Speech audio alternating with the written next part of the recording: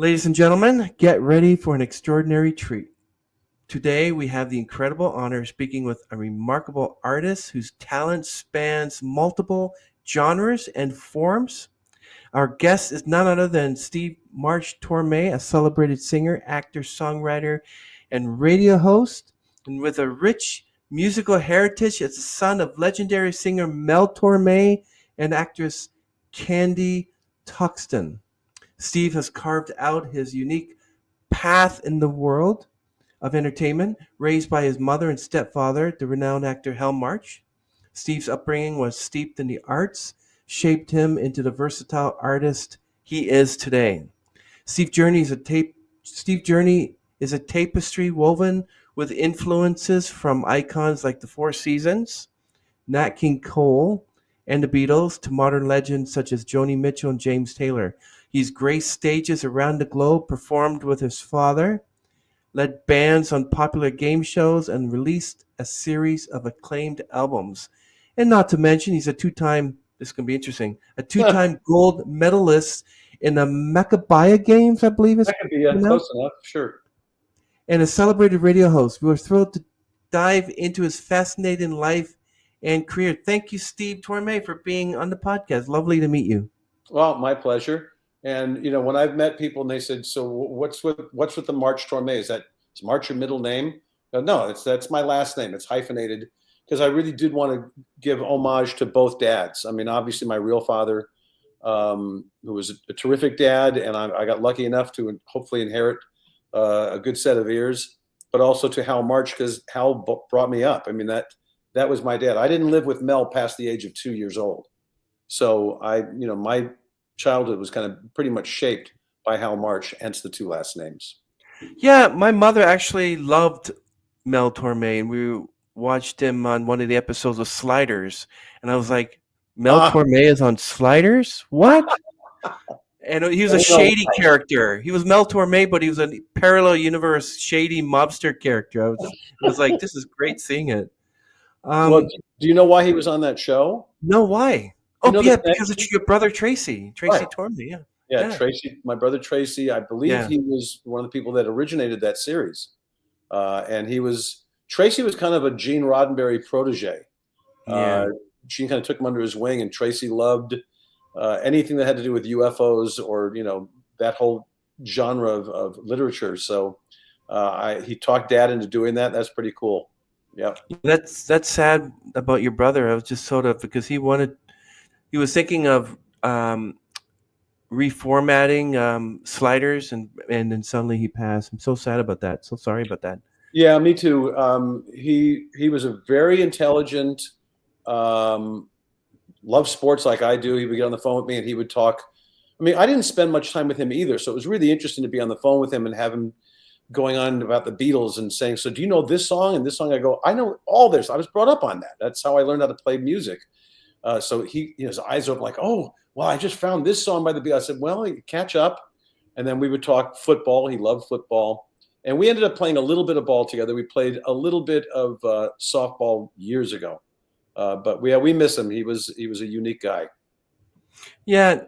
I want to ask you about your mother, American actress Candy Toxton. Now, how was her divorce from your father, Mel, affect you and your sister, Melissa? Like, what impact did the divorce have on both of you?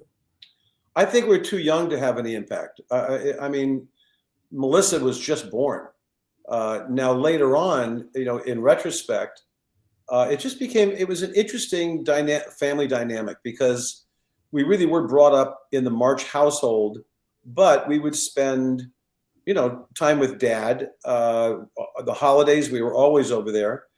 And after Hal passed away, and I was very young when Hal passed away, my relationship with my real dad, with Mel, started to become stronger, and we spent more time together and got a chance to, talk about stuff. I wish we'd had more time. It's interesting because I'm asked by people, did you sing with your dad, and did you record with him? And we did sing together live a number of times, not a lot, but at least a half a dozen, if not more. And we did record together. When I did my first, kind of jazz big band album that was out of the pop vein, I asked him, I said, what do you think about us doing a duet? And he said, sure, what do you want to sing?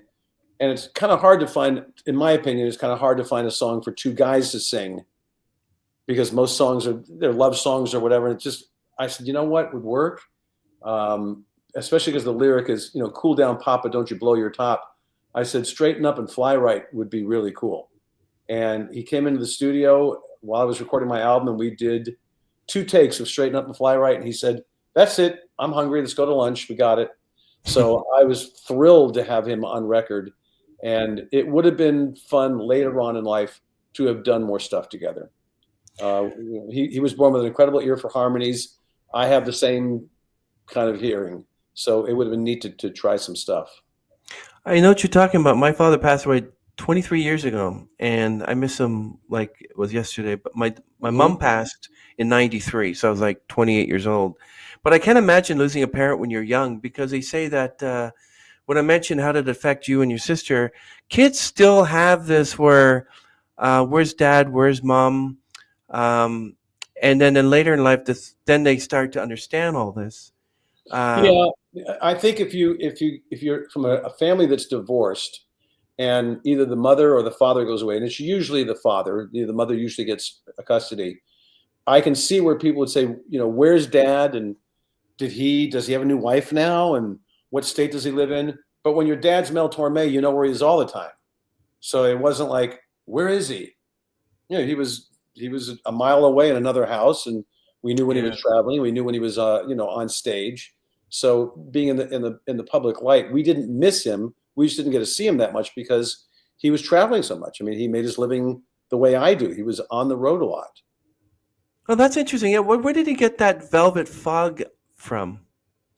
That was given to him by a DJ who, just the way Mel sang with that kind of smoky voice like this, it was kind of high also. And he said he's got a beautiful voice, but there's a little bit of a haze in there. He says, the velvet fog. Well, I think it's kind of an honor to get any kind of a nickname unless it's a really shitty one. And it stuck with him. He didn't like it. He never liked that nickname, but it wasn't going away. So he had a Rolls Royce that had a vanity license plate on the back that said ELPHOG, El Fog. So he didn't dislike it that much. Embrace it. Yeah, that's excellent. I know I heard that Candy Tockstein, your mom, now she appeared in several movies, including Knock on Any Door and Words of Music. How did Candy's life for you, mom? How did change after Hell's death in '70? How did she cope with the loss? Well, none of us coped that well. I mean, I left home at 17. Circumstances. I just ended up. It was time to go. I think it was real tough for my mom. I think it was tougher than she let on. Mel is the first person she married, but Hal was the love of her life. There's no question. That was who she wanted to spend her life with.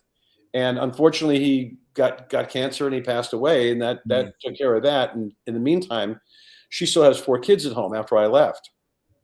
So she's, trying to manage with 4 kids and bring them up best she could and, continue on with her life. So she did eventually remarry a very bright guy who was in packaging design. I think he designed the Michelob bottle. I think he helped design the Pepsi logo. He was a very bright guy, and I'm glad that she had the companionship, but I don't think it was quite the same as the way she felt about Hal. I mean, Hal was a ladies' man. Women adored him. I don't know if you've seen pictures, but he was a really ruggedly good-looking guy, and guys loved him too.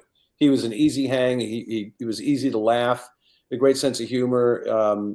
He was into athletics.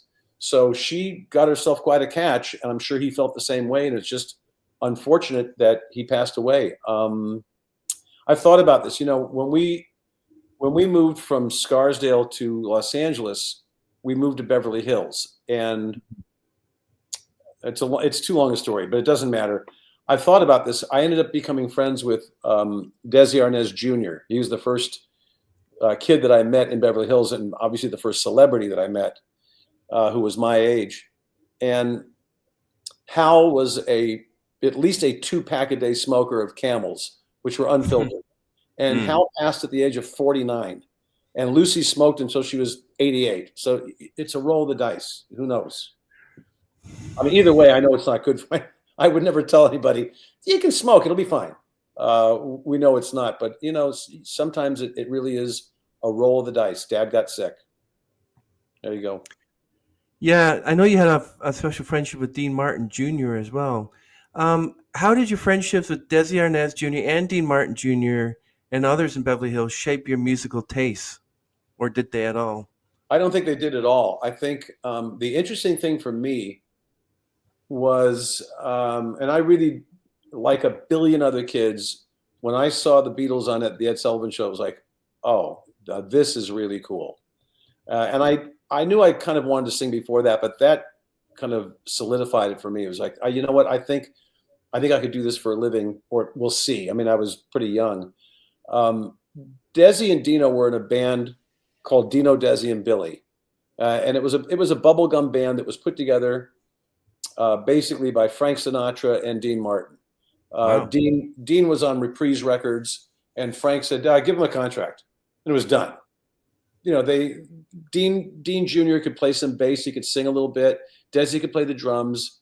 The best musician of the three was Billy, their friend Billy Henshey, whose parents were from the Philippines. I think they were in real estate, but the three of them had gone to school together. And Billy ended up basically kind of marrying into the Beach Boys, and they took him in as a musician, and he ended up playing with the Beach Boys for over 20 years. And we lost Billy about a year and a half ago. He got cancer all of a sudden and passed away. But I don't think their music influenced me at all. Our friendships were interesting. I like Billy a lot. He was a fun guy to hang out with.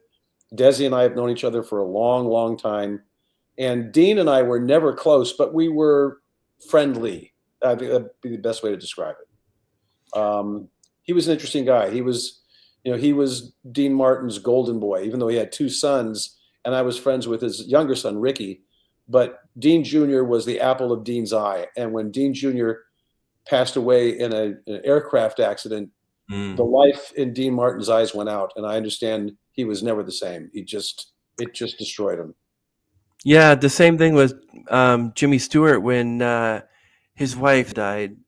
He just went downhill like this. It happens. Yep. Jimmy Stewart lived about 100 yards from us. I mean, when we moved to this house on 909 Roxbury Drive in Beverly Hills, and I didn't realize. I guess my dad picked it for whatever reasons, but up the block, across the street on the corner was Jimmy Stewart's house. Across the street from that was Lucille Ball's house. 2 blocks over were Joanne Woodward and Paul Newman. Oh, awesome. Next to Lucy's house was George Burns. No, it was Rochester, Jack Benny's house. And then like the head of CMA, the talent agency, was further up the block. So these 2 blocks of Roxbury Drive had all these heavyweight celebrities. And, when the question that I'm often asked after I do a concert or even a podcast is, what was it like growing up around all these musicians, being Mel Tormé's son? And I didn't. I grew up around all of Hal March's friends who were all comedians. So our dinner parties every weekend, either they went to a dinner party or it was at our house. And every weekend it was Jan Murray and Buddy Hackett and Lucille Ball and Milton Berle and Red Bucket. Wow. And I mean, everybody, all the Borscht Belt comedians that played Vegas were in our living room every weekend. So it was a pretty nice way to grow up. But did your father Mel and Hal, I assume that they hung around, were they pretty good friends, or did they try to avoid each other, or what was their influences with one another? They did not have a relationship. It wasn't a hostile one, but they were not in the same circles at all. Mel's friends, pretty eclectic, musicians, some actors, and Mel had a lot of different interests. He was interested in model trains and in model airplanes and in cars. And I think Hal's friends were more the comedians and the TV people and people he played golf with. I think I really believe that Mel felt to some extent that Hal kind of interfered with his marriage and ended up kind of taking my mom away. And I don't think that's what happened. I think even Mel would say, look, we were young, we got married young, I'm on the road all the time. We had you, Stephen, early, and your mom Candy was at home. And let's just say that Mel was out there on the road. And I think that probably did not help contribute to cementing that marriage as long as it could have. So I think she met Hal and fell in love, and Mel never spoke badly of Hal, never did. And Hal was the same thing with Mel. And I think they were smart in doing that. They didn't want Melissa and myself to feel like there was any animosity between the two, the two ends of the family. So they were not unfriendly, but they didn't hang out. Nah. How was your relationship with Melissa, your sister? Good. I mean, I had more of a relationship probably with my brothers because we all played sports together. I played a lot of basketball and street football and baseball with my two younger brothers. But Melissa, I was on the phone with 2 days ago, and she's had a tough time. I mean, not to go into all of the family history, but went through a marriage to somebody that she should not have been married to, but it happens. Mm-hmm. And then met somebody else afterwards, and that was working out. And unfortunately, in the last year or so, that kind of fell apart. She also had a really crazy moped accident in the desert, in Palm Desert. Ooh. She was the guy who she was with at the time, who she's not with now, got her a like a moped to drive around the desert, and she was on her way to the DMV to get it registered, and she was following him. He was in his car, and she hit a sand dune in the middle of the median and went down and broke like everything. Oh. This happened, oh God, 3.5 years ago, and she's healing and she's much, much better. But that's a tough way to go. Families go through stuff. She's lost. Her mom's gone. Her dad's gone. Her stepdad's gone. The guy she was with is gone, and she's had a rough road physically, but she is on her way back. So that's a long answer to how's your relationship with your sister. It's very good. I mean, I love my sister. I root for her all the time. But you must have had the most fun because everyone was a musician. You had neighbors like Jimmy Stewart and Lucille Ball. Like that must have been exciting for you. It was. Well, when you're a kid, that's what you know. I mean, to me, it wasn't like, oh my God, Lucille Ball's coming over. Those were friends. That's who we were around. It was interesting to meet different people up at Dad's house, up at Mel's house. I would be there on occasion, and the doorbell would ring, and Gene Hackman's coming in. Oh yeah. His dad knew Gene Hackman, but Mel was pretty famous. Another time, it was an actor named Treat Williams, and they became buddies. And then Dad said, "Oh, by the way, Kareem Abdul-Jabbar is coming over. We're talking about stereo equipment." I said, "Oh, I have to be there." So I missed that opportunity. I wanted to meet him and maybe get an autographed basketball. But I met some really interesting people through Dad. His interests were so diverse that he really knew people from all walks of life. And for a guy who didn't spend 1 minute in college, he was very well read and very, very bright. They both were. So was Hal. And he didn't go to college either. So I got very lucky. I was very fortunate to have the family that I had and the influences. And, some of the people I did go to school with kind of went off the rails a few times just because of where we were. There were rich Beverly Hills kids that had access to a lot of stuff. There were a lot of illicit substances going around at the time. And my dad, Hal, ran a tight ship. If my grades weren't what they were supposed to be, I was grounded. There was no, oh, it's okay, Stephen, go ahead. So I was terrified of him physically. And he was not he wasn't an abusive person, but he ran the ship, and I behaved myself. I'm glad for it. Were you like many kids who say, "You're not my real dad"? No, I always kid with my friends about that. They said, "So I saw some pictures of your dad, Hal, and guy looked like he was pretty athletic." I said, "Oh yeah." I said he was a boxer in the army. I said, so I didn't say to him, "No, you do the fucking homework." No, that never happened. No, I don't think so. You sweep the yard. Well, No, since he held a tight ship, Hal March, did he contribute to development as an artist at all?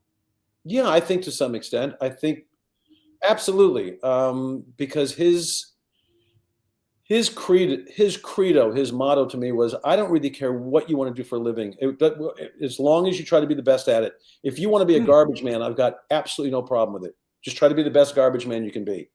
So Oh, wow. when he realized that I did want to go into the arts and I did want to sing, he and Mel even subconsciously instilled in me the work ethic. I mean, if you're going to do this, really rehearse and do it right, because people are paying money to see you on stage, and you do not walk on the stage unprepared. You don't go on the stage not knowing your lyrics, not knowing your chord changes. "Oh, I'm sorry, I stayed up too late last night." That's for amateurs. So I think they both instilled in me a good work ethic, and hopefully that shows in my concerts. Hope Yeah, so. that's interesting. Yeah, I like the way you sing. I've also like. I mean, you tell us about the first band you led at the age of 13. Now, that's pretty young. Like, what kind of music did you play?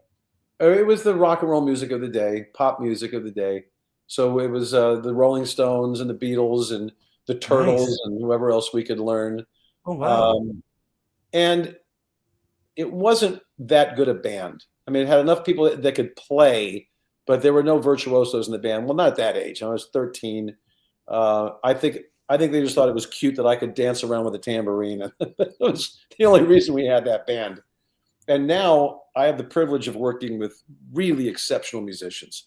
So I don't work in garage bands, and I don't work with guys that, can kind of play. I'm surrounded by really good musicians, and they make me sound good.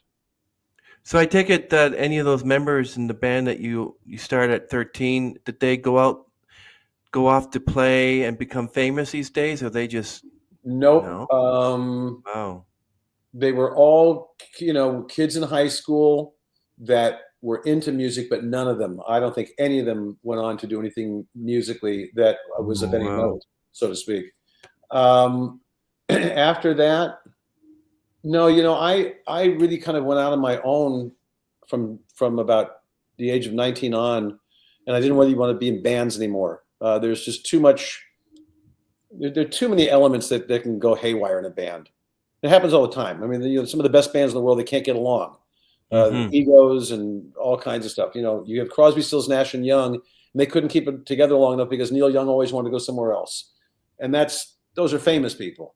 So I really became a solo artist up until like the last 5 years. I wanted to put together. I mean, since I do my own concerts and I write a lot of my own music, I wanted to finally have a cover band here in Wisconsin that was different from, your average wedding cover band. I didn't want to do the same songs everybody does. I wanted to do songs that people really love, but they don't hear all the time. So they would hear and go, "Oh my gosh, I remember that song. Nobody does that song." That was the goal with this band. So I've been doing that for a while, and through that, I met this kid named Michael Murphy, who's 23 now, and he has become. If I have any musical partners, he is it. We have 2 albums coming out this year. We have 2 brand new albums coming out starting in July, and we have 2 or 3 different tours that we are putting together of completely different projects. So I'm very fortunate, at least I think, that I can do basically 3 different kinds of music and get hired to do them professionally, to be diverse enough and versatile enough. So I'm glad I met him, and we click pretty well, especially Yeah. considering he's so much younger than I am. Yeah, He wow. is. I mean, I last year, actually a year and a half ago, we were working on something. I said, "Are you familiar with the Elton John album Tumbleweed Connection?" And he said, "Well, of course." I said, "What do you mean, of course? What do you, how, of course? It came out in 1970. You're Yeah, 20. it How says do you know was that that?" his Was that his first album? Is that the It one that was, had "Goodbye Yellow Brick Road" on it? well, no, Goodbye Yellow Brick Road is an album. And that was Okay. a double album that came out not quite a few years, but a few years later. He did Okay. his first album, and the first album had Your Song on it, and was an immediate hit. It's a little bit funny, this feeling Yeah. inside, and everybody knew who Elton John was, and Mhm. that was a successful album. And he was on his way, and he went back to England, and his writing partner Bernie Taupin had Yeah. heard the band, Robbie Robertson and Mhm. Levon Helm and the band, and he was absolutely taken with them and the Americana music they were writing and their albums that was obviously influenced by Bob Dylan since they were Dylan's backup band. And he and Elton sat down and said, you know what, for our second album, let's write kind of an Old West cowboy opera. And it'll be all about gunslingers and cattle rustlers and Civil War soldiers. And that's what Tumbleweed Connection became. And it's considered by most critics and people that liked Elton John his best album. It's Where To Now, St. Peter and Amarina and Burn Down the Mission and all these songs. You go, oh, that's right, that album. And it's before he became the glammy crocodile rock rocket man Elton John. They're great string arrangements. They're really well crafted songs. And so I talked to Michael. I said, what do you think about? He says, no, I love the album. I love that album. And everybody knows the album cover too. If you look up Tumbleweed Connection and you see it, you go, oh, okay, that album. I said, what do you think about it? We do a concert and do that entire album, first note to last. Yes, I'm on. I'm in. Yeah. I said, I mean, with everything though, with the strings and the gospel background singers and the rhythm chart, the whole thing. He said, yeah. So we put that together, and that's a concert we have done 3 times now here in Wisconsin, and we're looking to take that on the road. That's one of the tours that we want to do. It's called Tumbleweed Reconnection, and it's the first half is that entire album, but since the album's only 45 minutes long, you still need another half of your concert.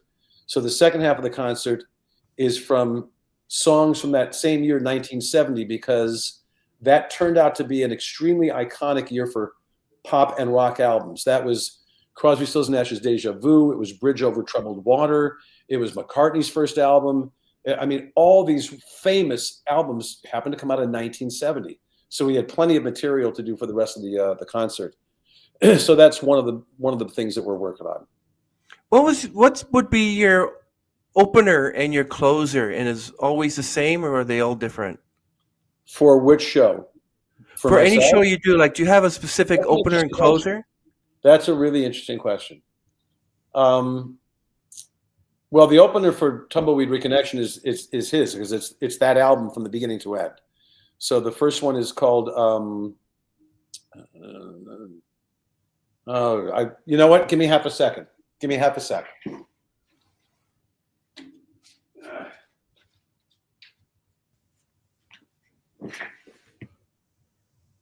First one is called A Well-Known Gun. So that starts the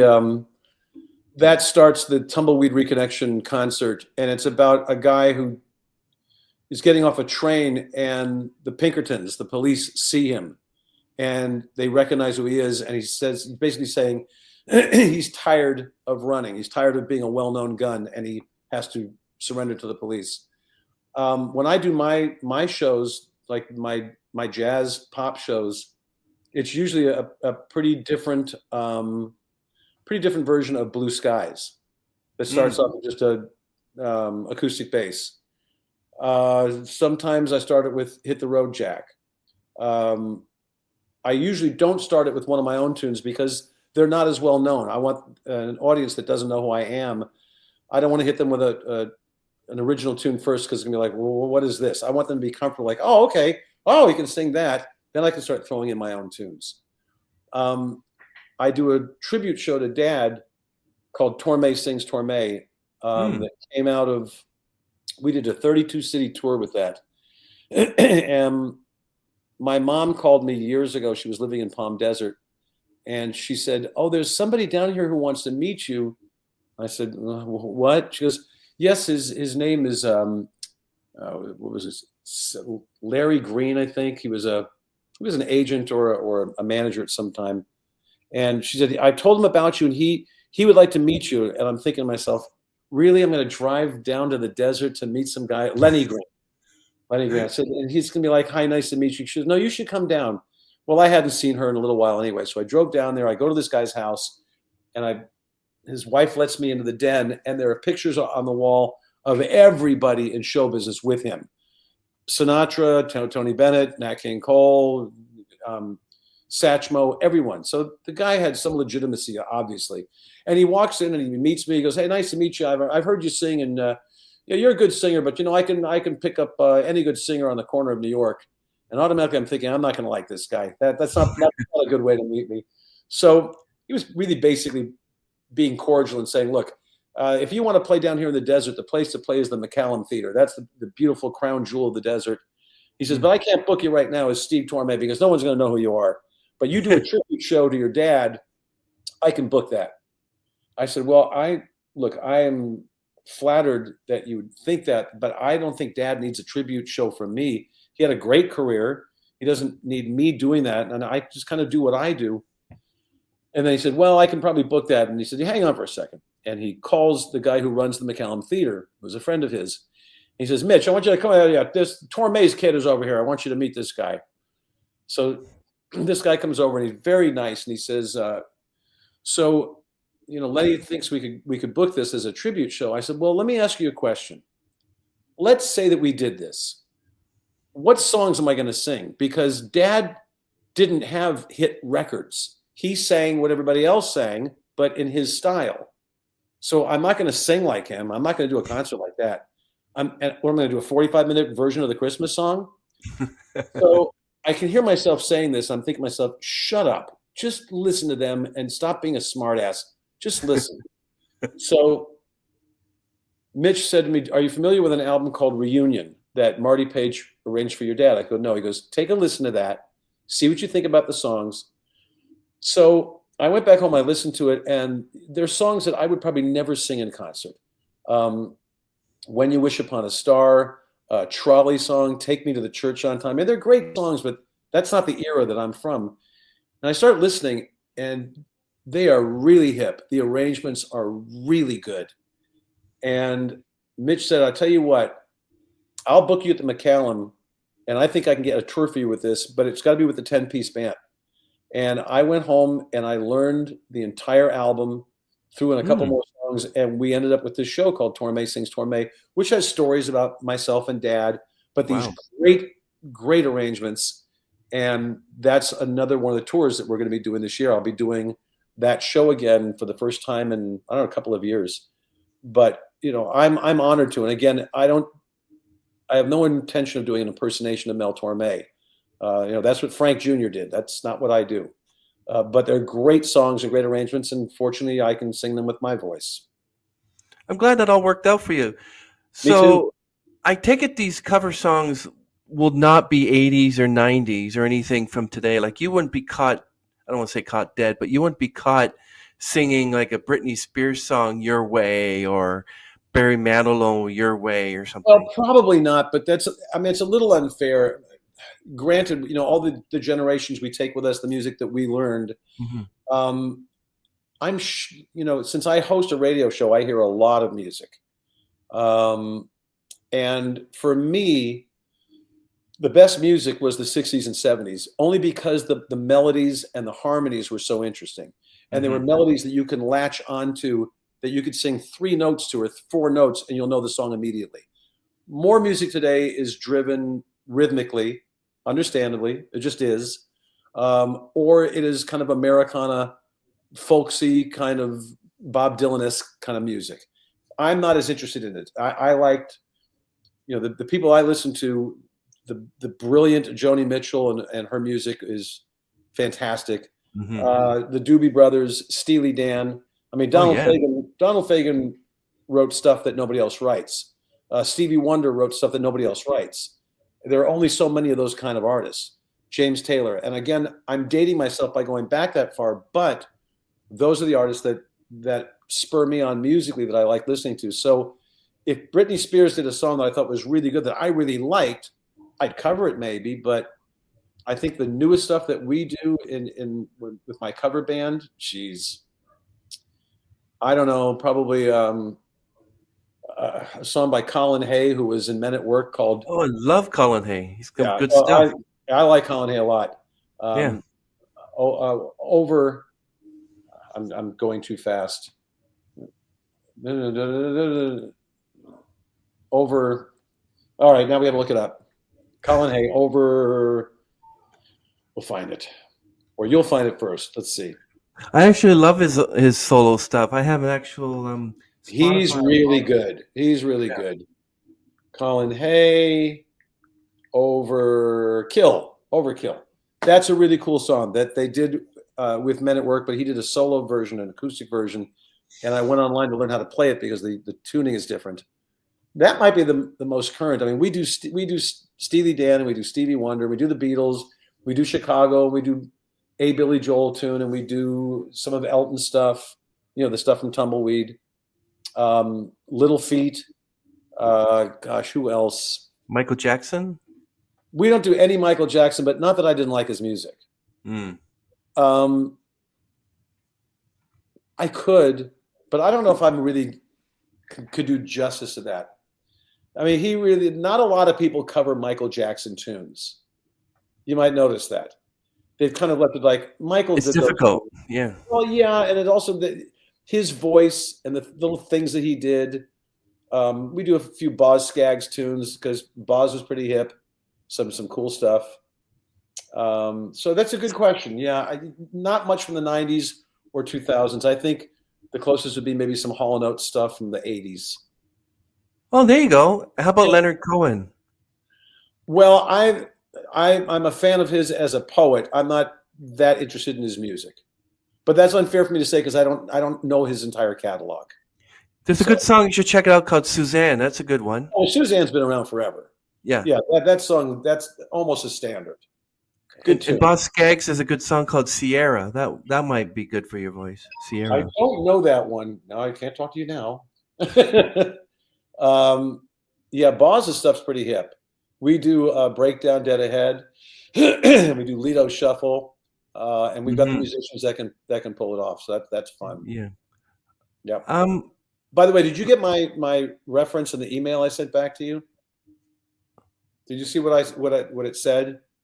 It said I signed it Steve March Tormé, not to be confused with Austin Matthews. What was that all about? Do you know? No. Okay. The most famous player on your Toronto Maple Leafs is Austin Matthews. Okay. I'm not a baseball fan. I don't know, but understood. But he's a hockey player. Mm-hmm. In any event. Yeah. Okay. And I follow sports, so who cares? In any event, he's one of the stars of the NHL on a team that has won the Stanley Cup in a million years. But his name is Austin Matthews. I said, I'll throw it out there and see if he gets the reference.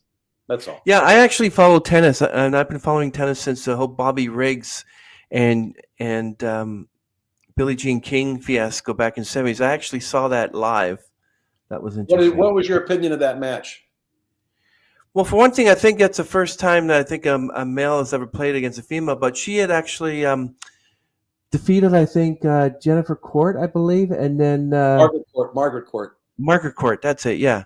So I don't know. I was what 10 back then. I wouldn't have any idea. Like I was a kid, but I wouldn't know. Well, there's no question in my mind whatsoever that he threw that match. She probably would have beaten him anyway, but he threw the match because he was in Dutch with some of these guys and owed them decent amount of money. And he said, put your money on her, and she'll never admit it because she's got too much pride and she doesn't know that for a fact. You know, if you tell her, you know, Bobby, oh, no. And why would she say otherwise? I mean, she's playing that match and she beat him. And she's a great champion and a great player. And the last thing she wants to hear is Bobby laid down so I could win. But I watched the match, and I play USTA tennis. And I play tennis at least 4 or 5 times a week.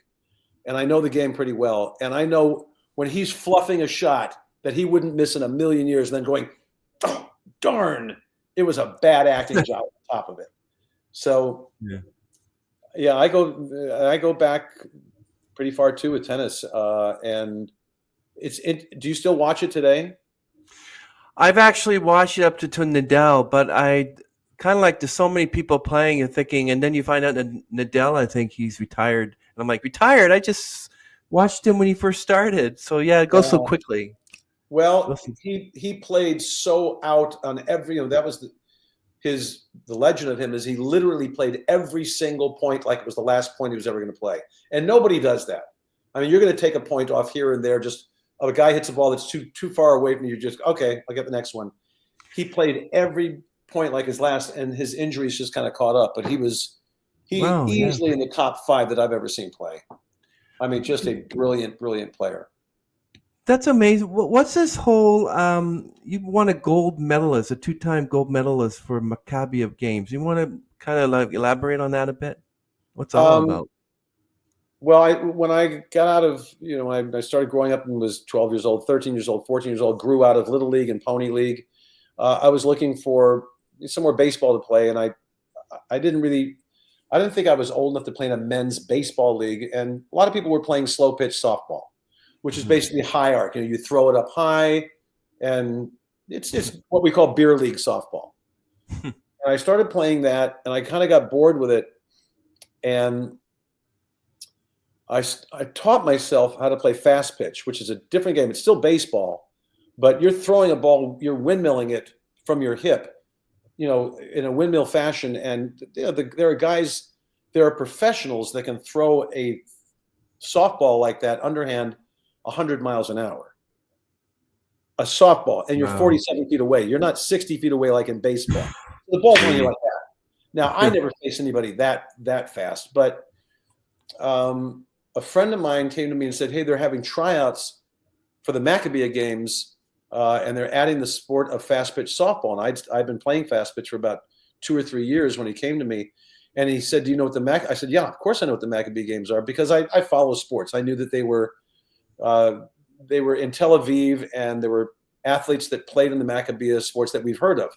Mark Spitz, the great Yes, swimmer. swimmer. He was Yeah. a flag bearer. He competed in the Maccabee games. Um, Again, I'm going too quickly now, but the tennis coach, who is a coach for a lot of the players, and he's a commentator now. It'll come to me eventually. He played in the Maccabee games, so I knew about it. I knew there were some very good athletes. Dolph Shays and his son Danny, who played in the NBA, both Jews, and they played in the Maccabee games. So he said, "There's a tryout in Culver City for the Maccabee games. Do you want to go?" I said, "Yeah. What do I got to lose? Heck." So I went to the tryout and I played well. I had a good tryout. They had tryouts in LA, Chicago, and Philadelphia. And at the end of the tryouts, they told everybody, "Well, keep playing in your leagues, and we're going to let everybody know we're going to pick 15 people for the team it's the first year they're going to be playing fast pitch over in Israel. So stay in shape, and we can't guarantee that you're going to get picked, but if you do, keep working out." So we finally got word. They picked the 15. I think maybe 150 people tried out because there aren't Hmm. that many Jews that play fast pitch softball. There just aren't. It's more of a blue collar kind of guys who are mechanics and whatnot. There's not that many Jewish guys that play fast pitch. So they gave us the 15 names. I was not one of the 15, but I was one of the 2 alternates. So I was this close to making it. And about 2 months before the games, a guy had to drop out. And Oh, they called me and they said, "You're in. You want to be in?" I said, "Of course I want to be in." Well, I ended up on the team. I ended up starting in center field. We ended up winning the gold medal. And this was top-notch sports. You're playing for your country. This isn't down the neighborhood. So these are really good athletes, really guys who probably played a lot of baseball and transitioned over to the sport of fast pitch. And you're over in a foreign country or in Israel. It's 95 degrees. It's humid, and you're playing for your country, and you're hearing the national anthem, which they let me sing, which was nice. But I tell you, you can be on the team if you sing the anthem. That's probably what the real deal was. So we won we played Canada in the gold medal game in this sport, and we beat them, I think, 2-1. Tough team. They were really good, and I was thrilled. And I come home with a gold medal in these Jewish Olympic Games. And 4 years later, I tried out again, and I made the team again. and this time as one of the pitchers, because I had progressed enough. We had a guy who was an ace. He was about 315 pounds. He had calves What? like this, and What? oh yeah, he was a good 315. Big boy, and his dad was like a famous fast pitch pitcher, and Dave had followed in his footsteps. And Dave passed away, but he's in the Jewish Sports Hall of Fame, and he was our main pitcher. And when he wasn't pitching, when they had to give him a break so he didn't have to throw every single game, they had me throw against the teams that we knew weren't going to be as good, and I won. So I ended up with 2 gold medals. I mean, this was beyond my wildest, and my only regret is that Hal didn't see this, because Hal taught me how to play baseball, and he was long gone by now. And he would have loved seeing that. He would have been proud of that, especially since he was Jewish. Hal March's real name is Harold Mendelssohn. He was a German Jew, so he would have liked that. I actually want to try to bring in the questions regarding those baseballs. That's going to be interesting. Well, the short form story, my first love was baseball. And my stepfather, Hal March, was helping me to help groom me to be a Major League Baseball player. So I played a lot of ball, and then eventually went over to fast pitch softball, which is kind of a dying sport. I mean, only the girls play it in college. Have you ever seen fast pitch softball? I'm not sure. What is that? Well, if you watch sports highlights or watch ESPN, you see the girls playing softball. It's right. It's a windup, and they throw hard. I played that on the men's level, so they're throwing harder. And I ended up playing on 2 national teams.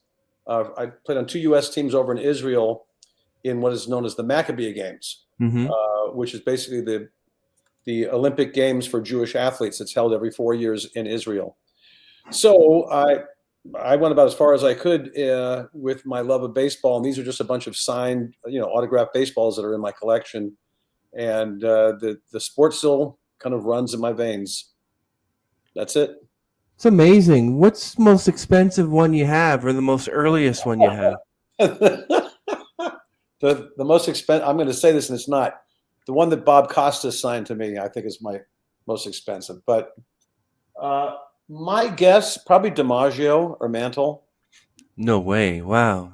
I mean, Mickey signed a lot of balls, but yeah, probably DiMaggio. I also have a Josh Gibson signed ball from the Negro Leagues, but it's fairly faint, and it was much later on in his life. So I haven't really figured out which one. I would guess the Mantle ball is probably the most expensive. Who knows?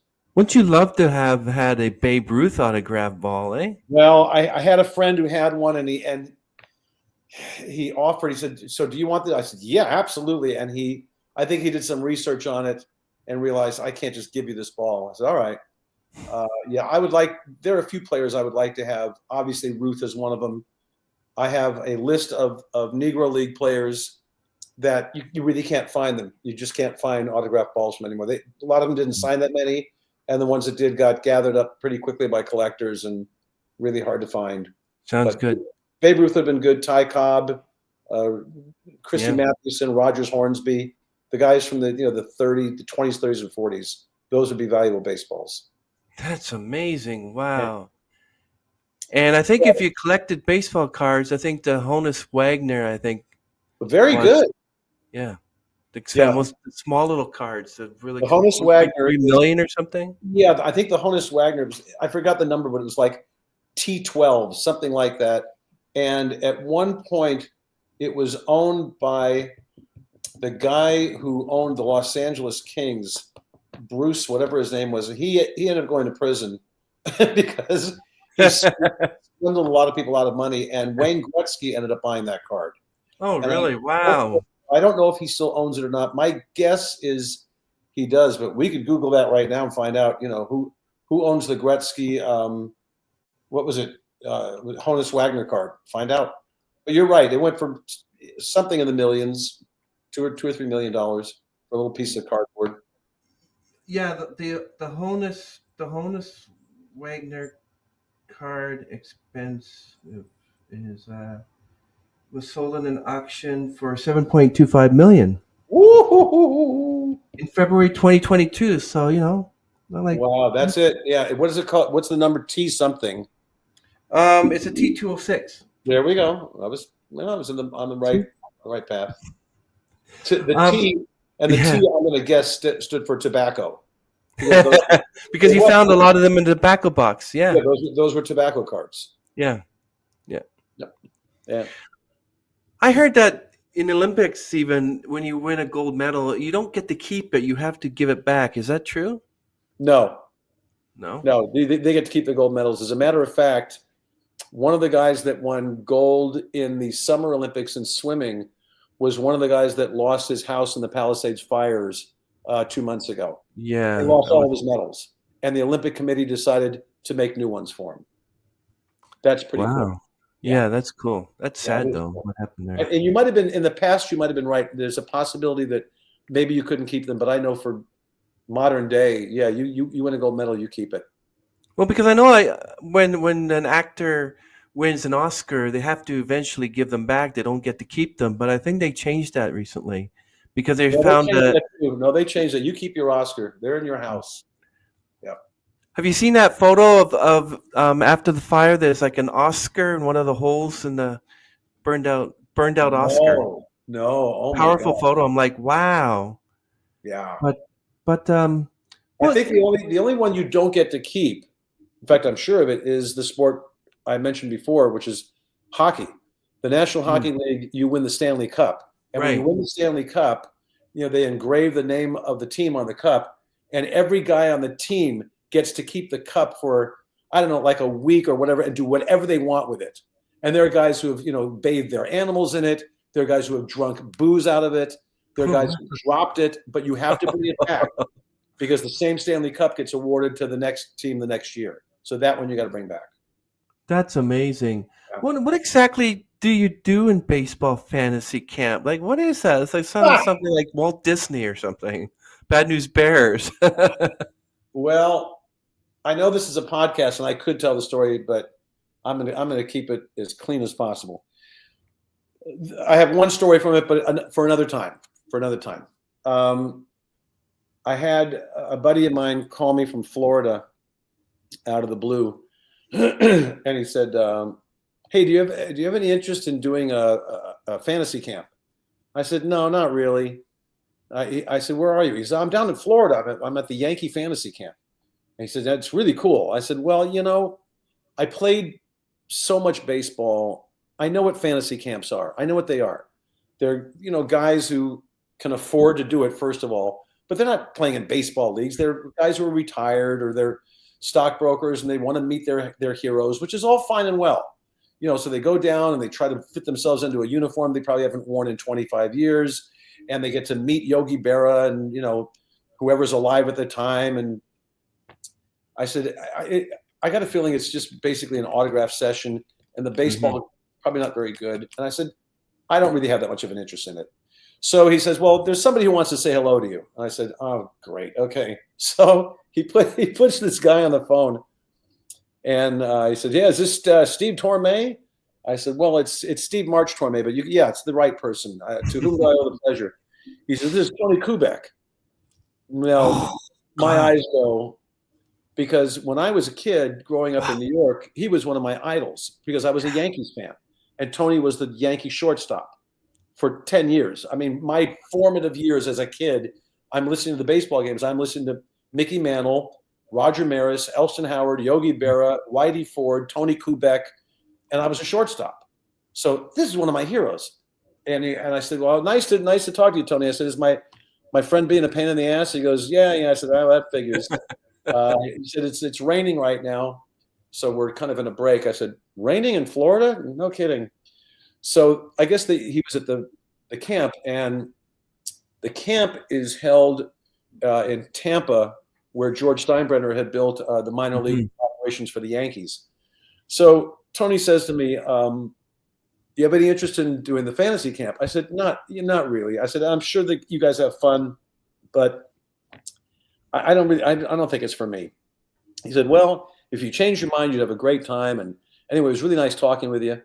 So I said, hey, nice to talk to you too. I said, I'm rarely at a loss for words, but you're one of the few because I followed you as a kid. So he says, all right, well, here's your friend. So he gets back on the phone, and my friend says, pretty cool, huh? I said, oh, yeah, absolutely. He goes, guess where he lives? I said, I'm not going to guess. Why don't you tell me where he lives? He says, he lives in Appleton. That's where I live. I go, you got to be kidding me. You're shitting. Tony Kubek lives here in Appleton? He goes, yeah. He says, he's in the phone book. I said, oh, my God. He says, you're shooting the phone when he gets back. So I finally, and I've met all these people through my two dads, all these famous people. So I don't get, starstruck. But it took me a couple of weeks. I finally called Tony up at home. Said, hey, it's Steve Tormé. He goes, hey, how are you doing? I said, great. I said, hey, I know you live in Appleton. I know approximately where you live. Is there any chance we could get together, just for a beer or something? He goes, oh, I'd love to do that. Great. There's a, you know where Oshkosh is? I said, yeah, I know exactly where it is. He goes, well, there's a buddy that owns a pizza joint there. I'll meet you there. I'll bring my son. I said, great. I said, look, I got to ask, any chance we can throw the ball around? He goes, oh, no. The shoulder is long gone. I can't throw the ball. I said, okay. So I meet up with him, and I recognize him instantly because, after Tony retired, he did baseball broadcasts for NBC for like 15 years with Kurt Gowdy. So he was the Saturday game of the week. So a lot of people knew him from that. So obviously I instantly recognize him, and he's really charming. He's really sweet. And we sit down, we start talking, and I won't go into the whole story. It's too long, but I gave him a couple of names that I knew he would know, but he doesn't get bombarded with, because when you're in his position and you've done all those baseball broadcasts and you get, you go to luncheons and you host different events, people ask him the same questions. Did Mickey Mantle really drink that much? And did Yogi really say all those crazy things? So I heard those questions a million times. Yeah. Did Yogi really say? So I came in with three players that he played with that I know no one's ever asked him about, because I knew he would go, whoa, wait a second. So before we even sat down, I said, hey, it's so nice to meet you. I said, oh, by the way, Jim Coates said to say hello. Jim, you know Jim Coates? How do you know Jim Coates? I said, well, he said to say hello. He goes, did I ever tell you about Jim Coates? I said, I met you 30 seconds ago. So no, you didn't tell me about Jim Coates. He was a mountain man. He was a racist. He was one of the most racist guys. Well, he was a relief pitcher for the Yankees. So I've already got his attention now. And I'm going to make a friend here. So I threw two more names at him, and we sat and talked. He goes, well, look, if you ever do want to do the Yankee camp, I think you'd have a good time. So I called him up a week later, and I said, look, I'm gonna go to the batting cage, because I haven't hit baseballs. I've been playing fast pitch softball for a while, but I haven't hit baseballs since I was 15 years old. There's a batting cage here. Would you go with me? And he says, well, I would, but I'm not going to. And I said, well, why? He says, because I can't help you. I said, well, why can't you help me? He says, because if you can hit, I can't help you. And if you can't hit at this point, I can't help you. I said, fair enough. So I went to the cage. And I said, okay, you can still play. You can still hit. And my mom had passed away not that long beforehand, and left a little bit of money. And I said, well, if I don't do it now, what am I going to go do this when I'm 80, like the rest of those guys? If I don't do it, I'm going to go. So I decided to go down there. They had changed the venue because Tampa was being refurbished. It was in Jupiter, Florida, which I understand is the most expensive real estate in Florida. That's where Tiger Woods and all those professional golfers live, in Jupiter. Mm-hmm.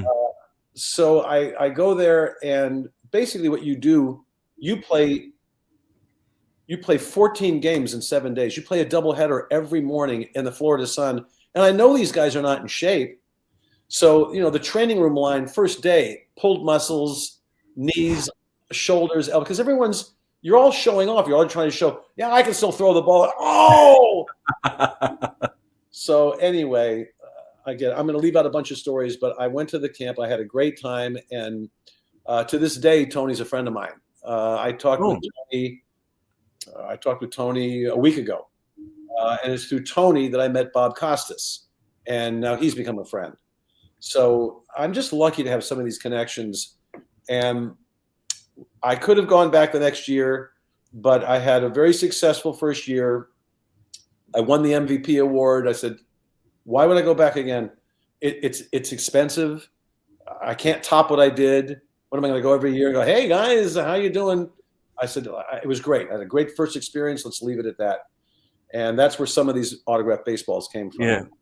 And that's basically what you do. At night, it's an AA meeting. I mean, everybody goes to the bar, everybody drinks too much, and they all stand in line and get autographs from their heroes, which is fine. But it was. Can I use any language here in this podcast? Does it matter? I'll have to beep it.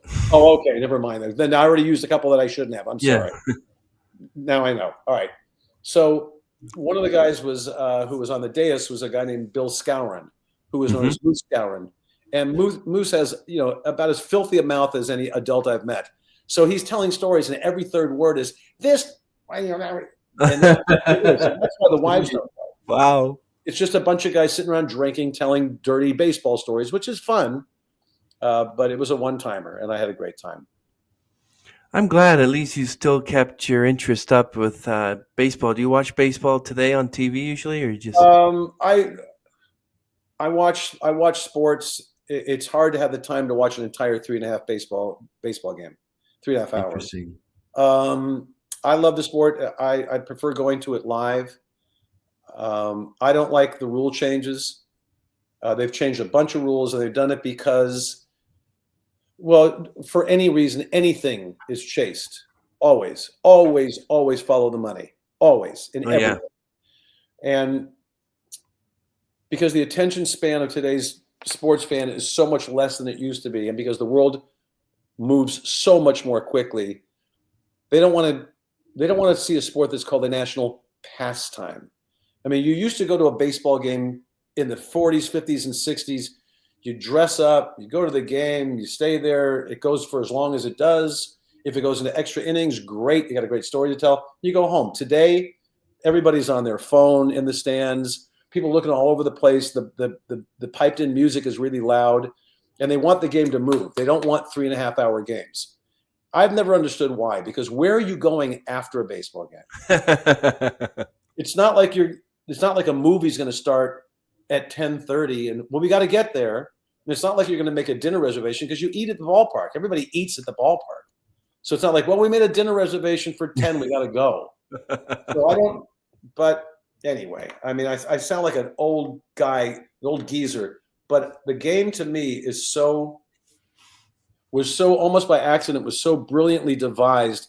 The fact that every single sport, hockey, volleyball, tennis, basketball, football, badminton, they're all from here to here. It's either a field but it's a rectangle, every one of them, except baseball, which for some reason is a diamond that goes backwards. Mm-hmm. Completely different. There's no time limit. A game could go on for a month, technically.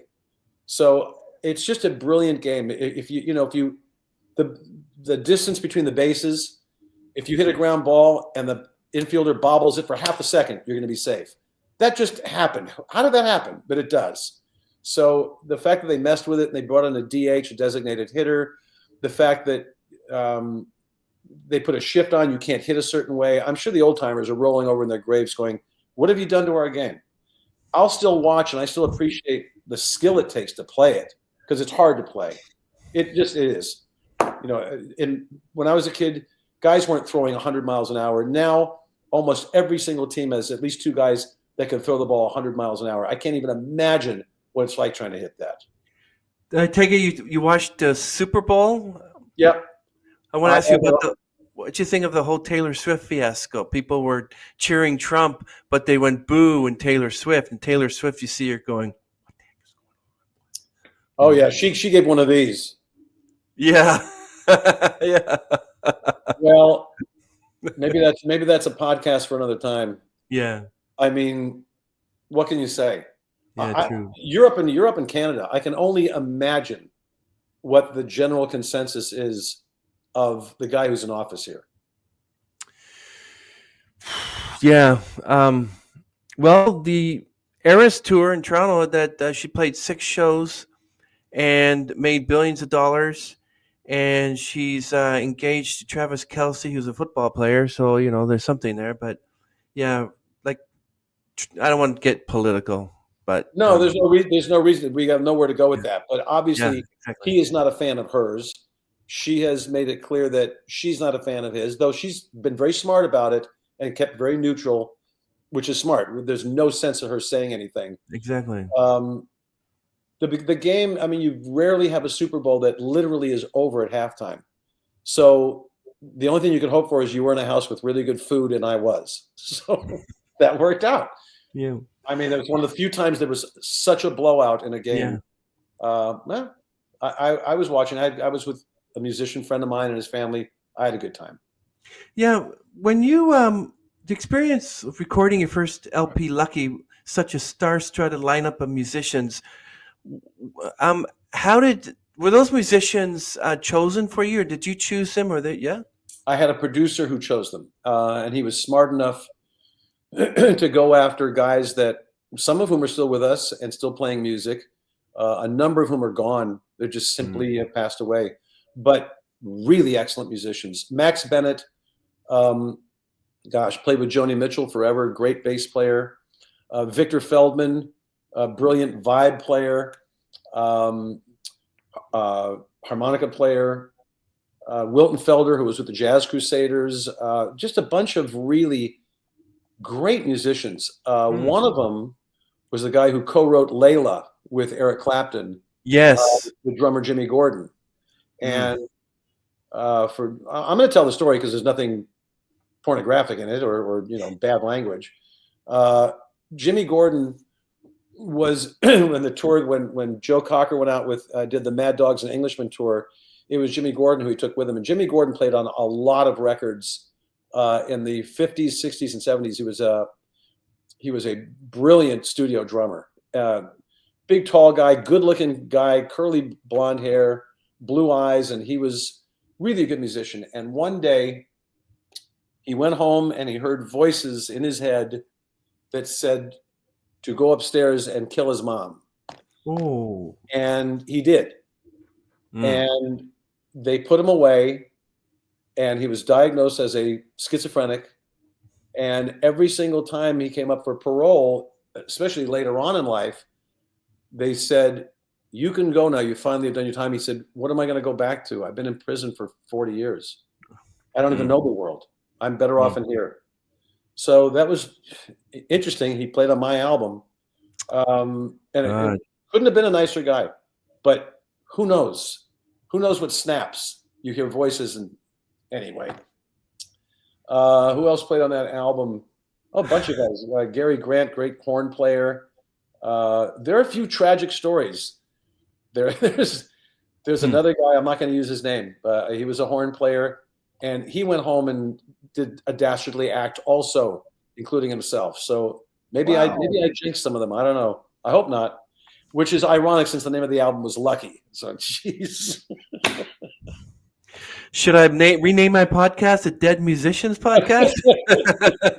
Okay. Yes, the Steve March Tormé Alumni Band. Uh-huh. Yeah. Well, what can describe the transition from being part of the trio full swing to pursuing a solo career? How was that transition, Well, and what did it involve? that was an interesting story. Also, I was sitting home, I think, rehearsing playing piano, and the phone rings, and some guy says, "Hi, is this again? Same thing. Is this Steve Tormé?"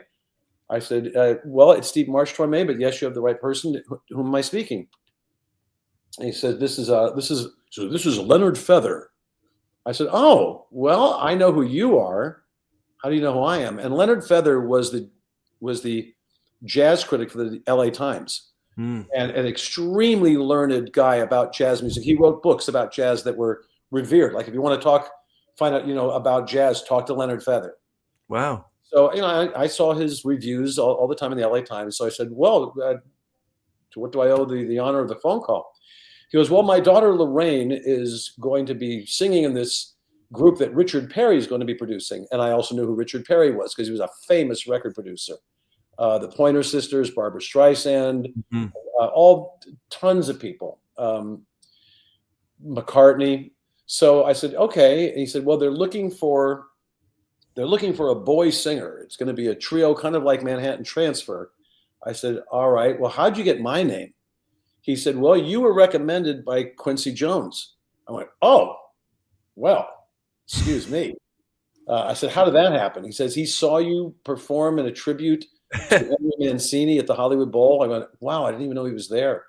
I said, well, thank you. He said, well, anyway, he said you might be good for this group. So anyway, I'm going to give you my daughter Lorraine's phone number. If you're interested, give her a call. So I'm thinking, gee, I don't want to be in a group again. I don't want to be in a group, but you're talking Quincy Jones recommendation and Richard Perry producing. What have I got to lose? So I called up Lorraine. She told me what it was. She goes, yeah, it's Richard's pet project because his mother loved that kind of romantic big band 40s music. And he's putting together this group called Swing. And it's going to be that kind of a project, kind of Manhattan Transfer kind of stuff. And they want you to come in and audition. So, okay. So I came in and I prepared 2 songs of that ilk. One was Serenade in Blue, and the other was Blue Suede Shoes, because I knew that the kind of stuff they were going to do. And I stood in an office with no accompaniment and a cappella. I sang for Richard Perry and some other guy who was there who I didn't know.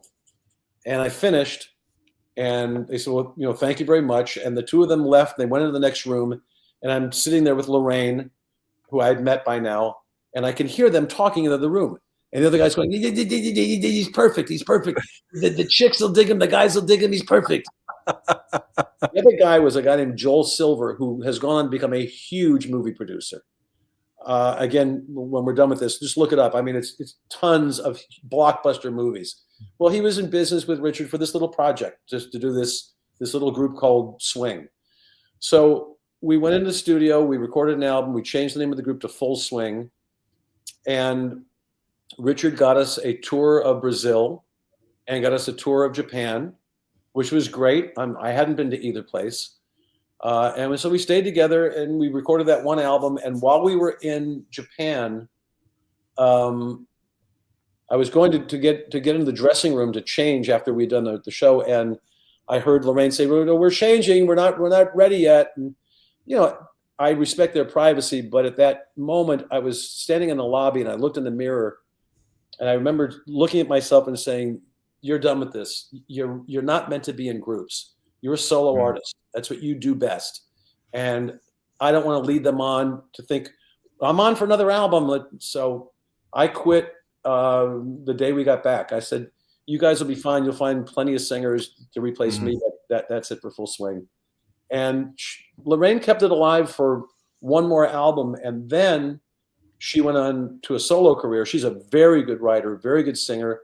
And I think she is now she's like the president of ASCAP or vice president of ASCAP. She really rose up. And we stay in touch. I've got this music that I did. Did I mention, again, I apologize for getting on these tangents. I told you I have these 2 albums coming out with Michael Murphy. And I played some of the music for Lorraine because I respect her musical opinion. I had a friend in Los Angeles named Craig Copeland. Did I tell you about the Dalton Diamond stuff? I don't think so. I don't think so, no. I'll try and make it quick.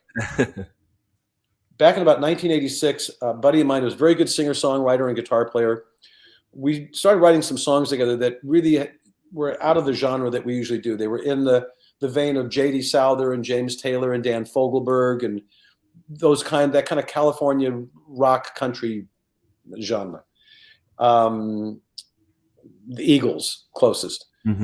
But neither one of us was going to go on the road with us. We're 2 short Jews from West LA. I said, what are we going to, we're going to take this on the road with guitars?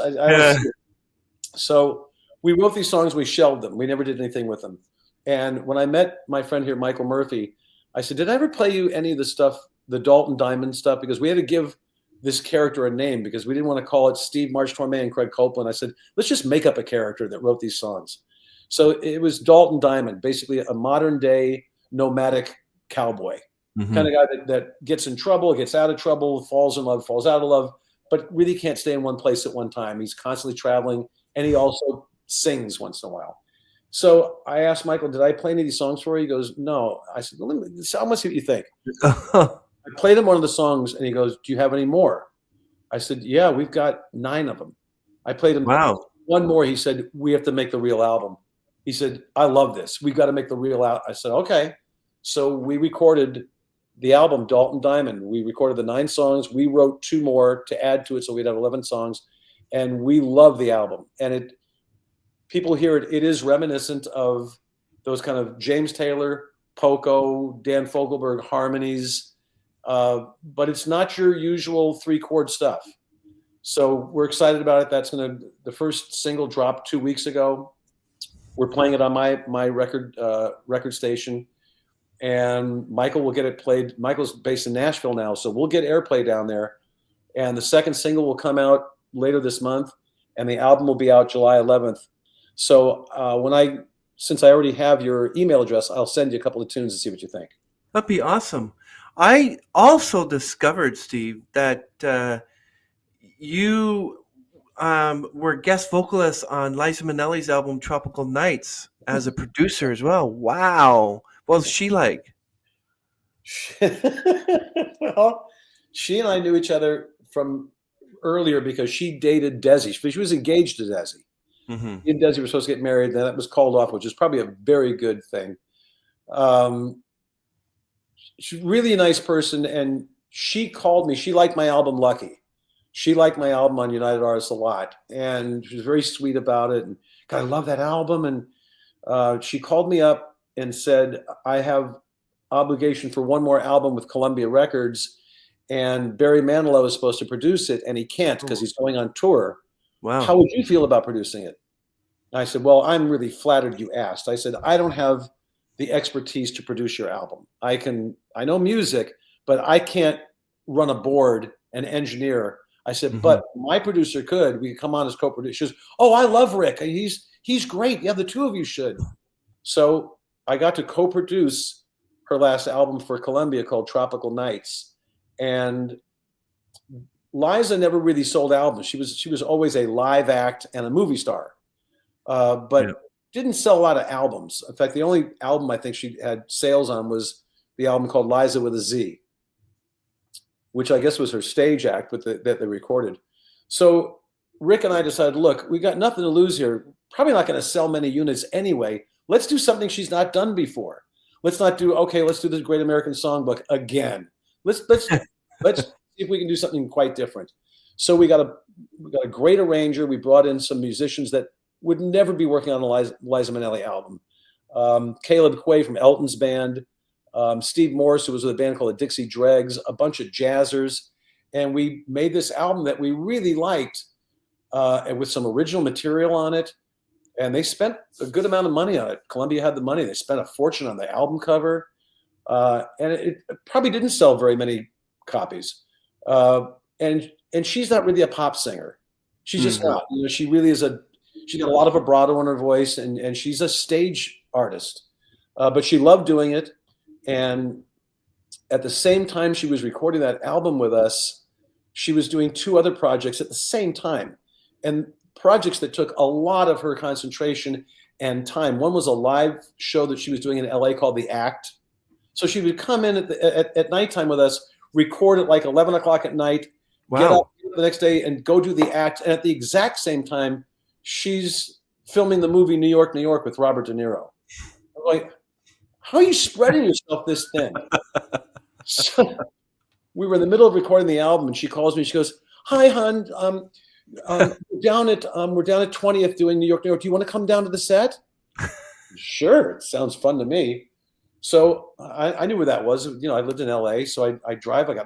They got a parking pass. I go in. I'm here to see Liza Minnelli, and I'm sure they're looking at me like, "Sure you are." I said, "No, I've got a parking pass." So I go into her trailer. She goes, "I'm so glad you're here because I want you to meet Bobby." Like, Bobby? And the door opens and De Niro walks in. Oh my. And I'm like, yeah. And he meets me. He goes, "Hey, I really like your album. I really like your album." I'm like, holy, excuse me. Okay. So I said, wow. So, you know, Robert De Niro is telling me he likes my album. So that was a great experience. And I got a chance to do that album with her and spend some time with her in New York afterwards, and time with her in LA when she lived in LA for a while. And she remains a friend of mine. She's one of the, most kind-hearted people I've ever met. Just a really unique human being. And God, got me tickets to some Broadway shows. Took me to it's the first time I've ever seen this. That Broadway, they very rarely will hold a curtain. They just don't. Show starts at 8 o'clock. Sorry, you weren't there on time. It starts at 8 o'clock. We went to go see Jelly's last jam with who was the dancer, singer dancer who passed away. It was he and his brothers. Black guy, great talent. Oh, shoot! It'll come. Well, again, if you look at Getting old. he and his brothers were tap dancing trio, and then he went out on his own. Oh, you mean of Jackson 5? Oh, no. This is before that. Before that. Not sure. Again, I'm gonna. All right. Indulge. Yes, you're allowed. It's worth it. It's worth it. And I'm just, again, my mind's going too fast to remember his I name. understand. He was in a very famous movie with Billy. Oh no! All right, hang on. I don't know. Hang on. Jelly's last jam. Jelly's. I can delete this part, so go strictly into Okay, it doesn't matter. Okay. so that people don't know that you All had right. Alzheimer's. It will come to me. Anyway, this guy was starring in Jelly's last jam, and they held the curtain for her. Mhm. We were going over in her limousine, and you're in New York City, so of course, we're late. And they held the curtain for 5 minutes because Liza's not here yet. Liza's not here. So I got to walk in with her, and we got to be there for that. It was she commanded attention everywhere, and everybody loved her. I didn't meet one person who ever had anything even close to unkind to say about her. Like, oh, she's so, and she didn't have to like me because my dad wrote a very unflattering book about her mom, and she was not happy about it. Yeah. So she could have easily taken that out on me, and she never did. So I'm fortunate to have that friendship. If you knew the type of life that 17-year-old Dorothy Gale played, well, obviously Judy Garland, what kind of life she would end up having. I bet you anything that Liza has a lot of stories to share about that. Oh my goodness. I'm sure there are tons of stories. Yeah. I have stories about Liza that are good ones. I'll make one fast. I was staying with her in her penthouse in New York, and she said, "Man, I'm so glad you're here because you can help me with the party." I said, "What party?" She said, "Oh, the birthday party tonight for Barbara and Jack." I said, "Who?" She goes, "Yeah, it's the birthday party for Barbara Streisand and Jack Nicholson." I said, "Of course it is." So she threw a party at her penthouse for those two, and every major star you can think of was there. I mean, everybody. Wow. De Niro, Al Pacino, Martin Short, everybody you can think of that was a star. Again, I'm thinking too quickly now, but who was in Scarface with Al Pacino, played his wife? Beautiful. Carly Simon was there. Stanley Kubrick was there. I mean, it's just crazy. All right, Scarface. Who played his wife? You know what? I watched Scarface. I kind of liked Al Pacino. So, let me introduce you to my, Yeah. Okay. Scarface. This will be a quick one. Scarface cast, and you're going to say, "Oh, of course." All right. Michelle Pfeiffer. Pfeiffer. I mean, it was amazing. So for me to be able to kind of hobnob with those people and actually spend 5 minutes with Martin Short being silly never would have happened if I didn't have that friendship with her. So that was really cool. And I sat and tried to talk basketball with Nicholson, and I think I bored the hell out of him. So I took care of that. Oh my goodness. Yeah, that's wow. I was listening to your album Inside Out. Now, I always ask an artist this, what the song process is. For instance, your song "Smoke in the Dark."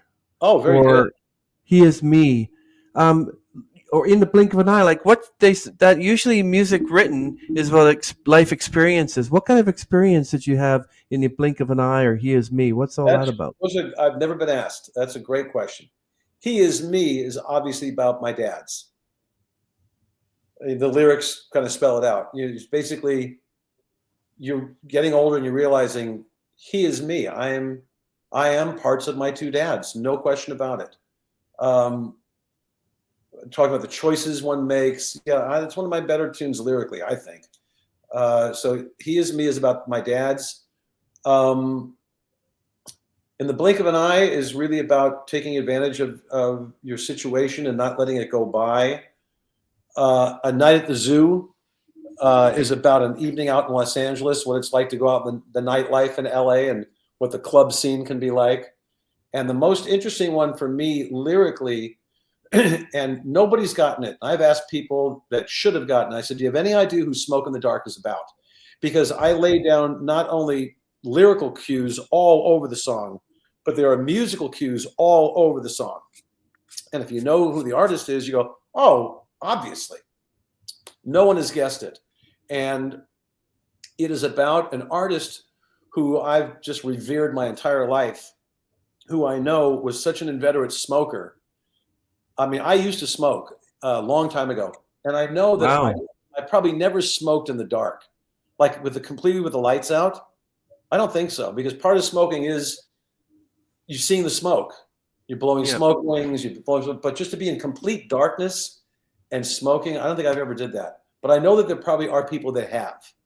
And this is a person, I imagine, because they smoke so much, probably at some point smoked in the dark. And I told their story in this song about their childhood and what some of the stuff they've gone through with their relationships and where they are now. And again, leaving all these musical and lyrical cues. The song is about Joni Mitchell, Oh, okay. who we know is from Canada. Yeah, that's true. So that's where those came from. I usually try to come up with some story. I don't like writing songs that are, I really like you, I'm feeling all right, let's go out tonight, I wish you were here, nice to see you, dear. I like to try to have some sort of interesting story to tell. Yeah, it's sort of like Stevie Nicks, that song Sarah, and she still refuses to talk about who that Sarah is. Hmm. Um, you have a song here called John and Valerie. I'm trying to figure out who could John and Valerie be. Well, Mhm. John and Valerie are fictitious. That was Oh, that was a follow up to a Todd Rundgren had a song called Denny and I think they're Denny and June about star-crossed lovers. It's not going to work out, and I decided to write mine about what was the title from Inside Out again? Which one? yeah, John and Valerie. Oh, John and Valerie. I tried to make it kind of not supernatural, but I gave it a strange twist. That John, if you read the lyrics, there's a dog in it, and John and Valerie are in love, and one night there's a horrible accident, and somebody dies, and then later on a dog comes back, and he realizes that the person who died, you can see that person's eyes in the dog, and maybe the dog really came back. That person came back as a dog. I mean, it's kind of ridiculous, but I like the song. I like the song musically. I couldn't sit down and play it now if I had to. If someone said, because I wrote all those tunes and didn't write any lead sheets to it. I memorized all of them. It's been so long since I played that particular song. It would take me a few days to get it back in my fingers, go, oh, that's right. This goes here. Right. Do you prefer to write the lyrics first or the music first? Like, how do you get inspired to even come up with the first part of the lyric? I think like a lot of writers, music usually comes first for me. And not long after that, I have to come up with some sort of story. Once in a while, the story comes first. I wrote one of the things I'm going to send to you.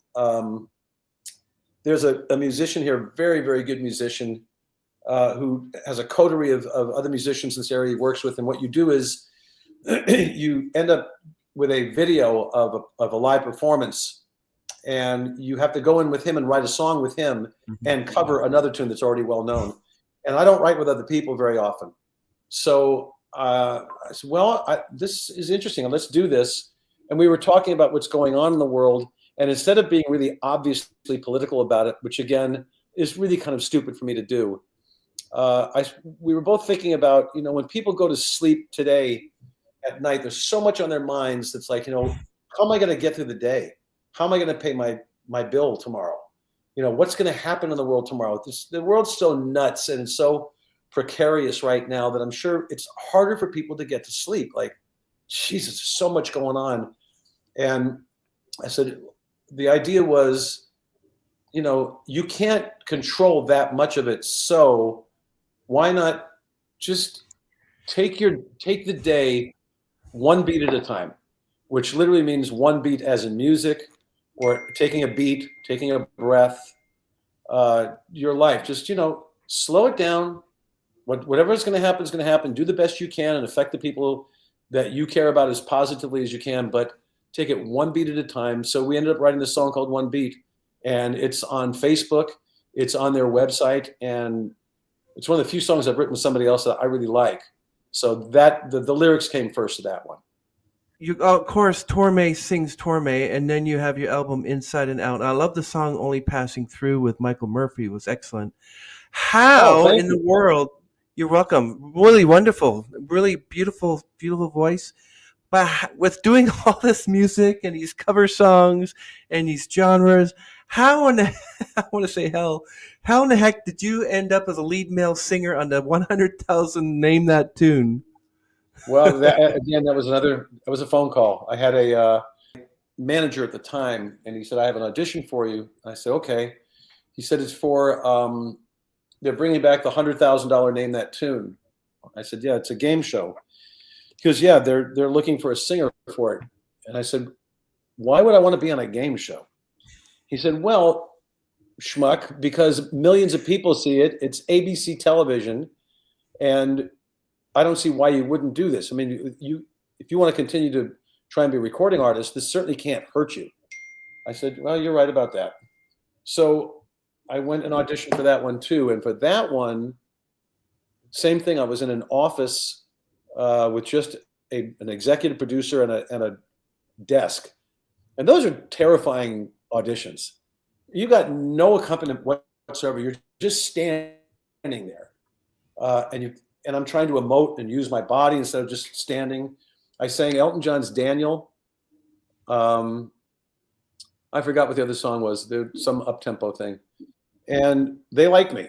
They said, oh, he's got personality and whatever. So I got the gig. They hired me to be I guess I replaced Kathy Lee Gifford.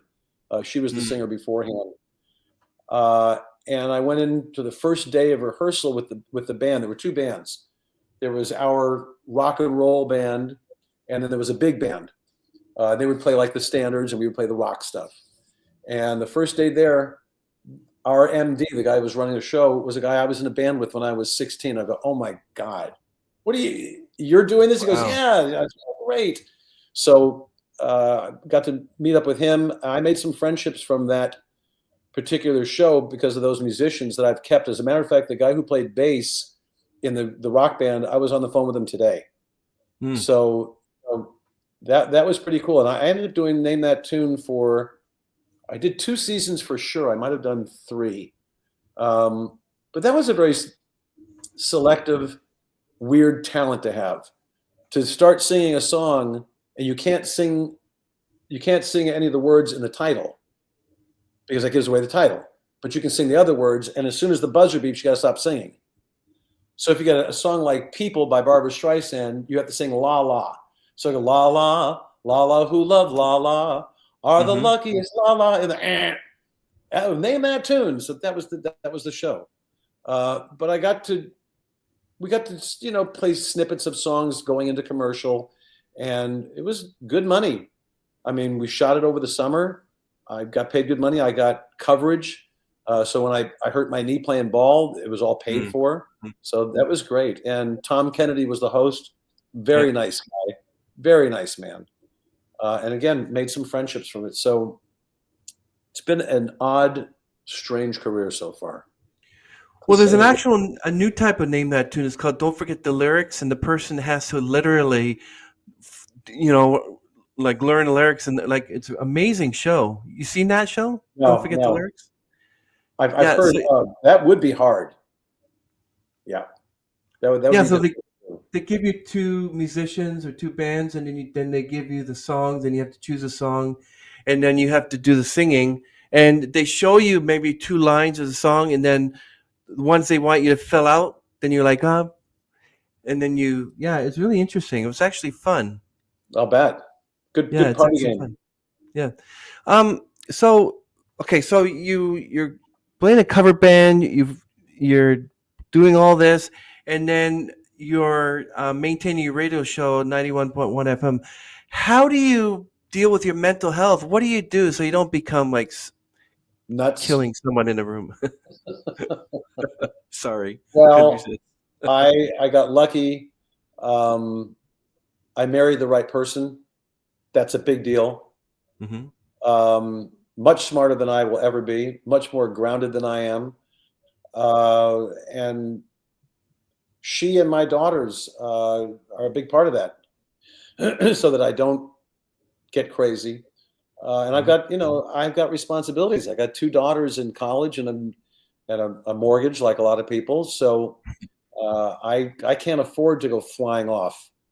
Um, Parenthetically speaking, I do like flying off because when I'm flying, that means I'm working.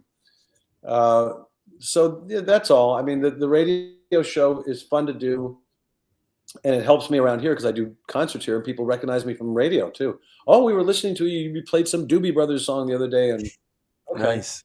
Uh, so basically, it's because I got a great wife. I think that's the main reason. That's why I'm not nuts, or at least not that nuts. Yeah, I could be more nuts. So why did you switch into Italian TV music drama, especially Malio? What's that all about? That, oh my lord. You see, there's certain stories you can tell and certain you shouldn't. I was doing a reading of a comedy which was extremely unfunny. It was a musical comedy that this guy had written, and we were doing backers auditions where you sit on chairs and you basically read through the script and you sing the songs, but nothing is staged out. You've got backers there that, are they going to put money into the show or not? And it was at a comedy store in West Hollywood.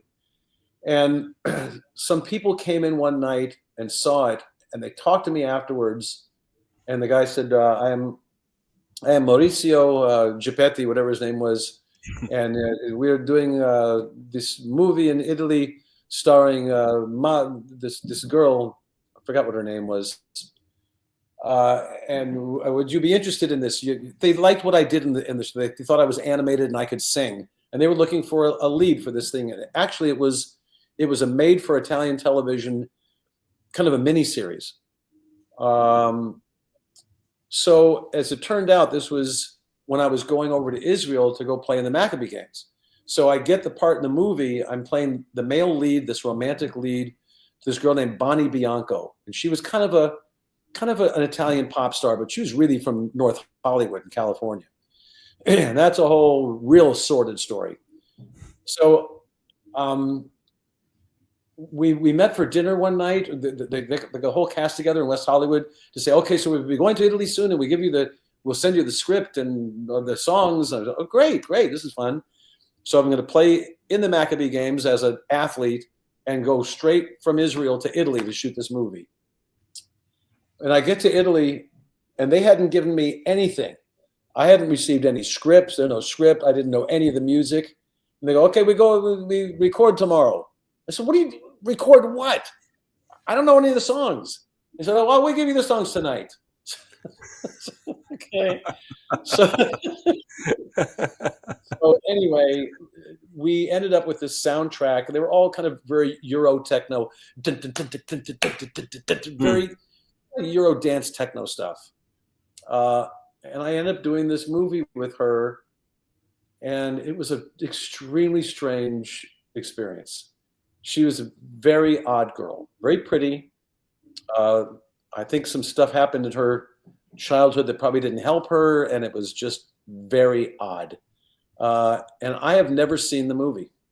I'd love to see the movie. I can't get my hands on it. It was on Rai Television, which I think is RAI, and it's called Molly O. And I have the album.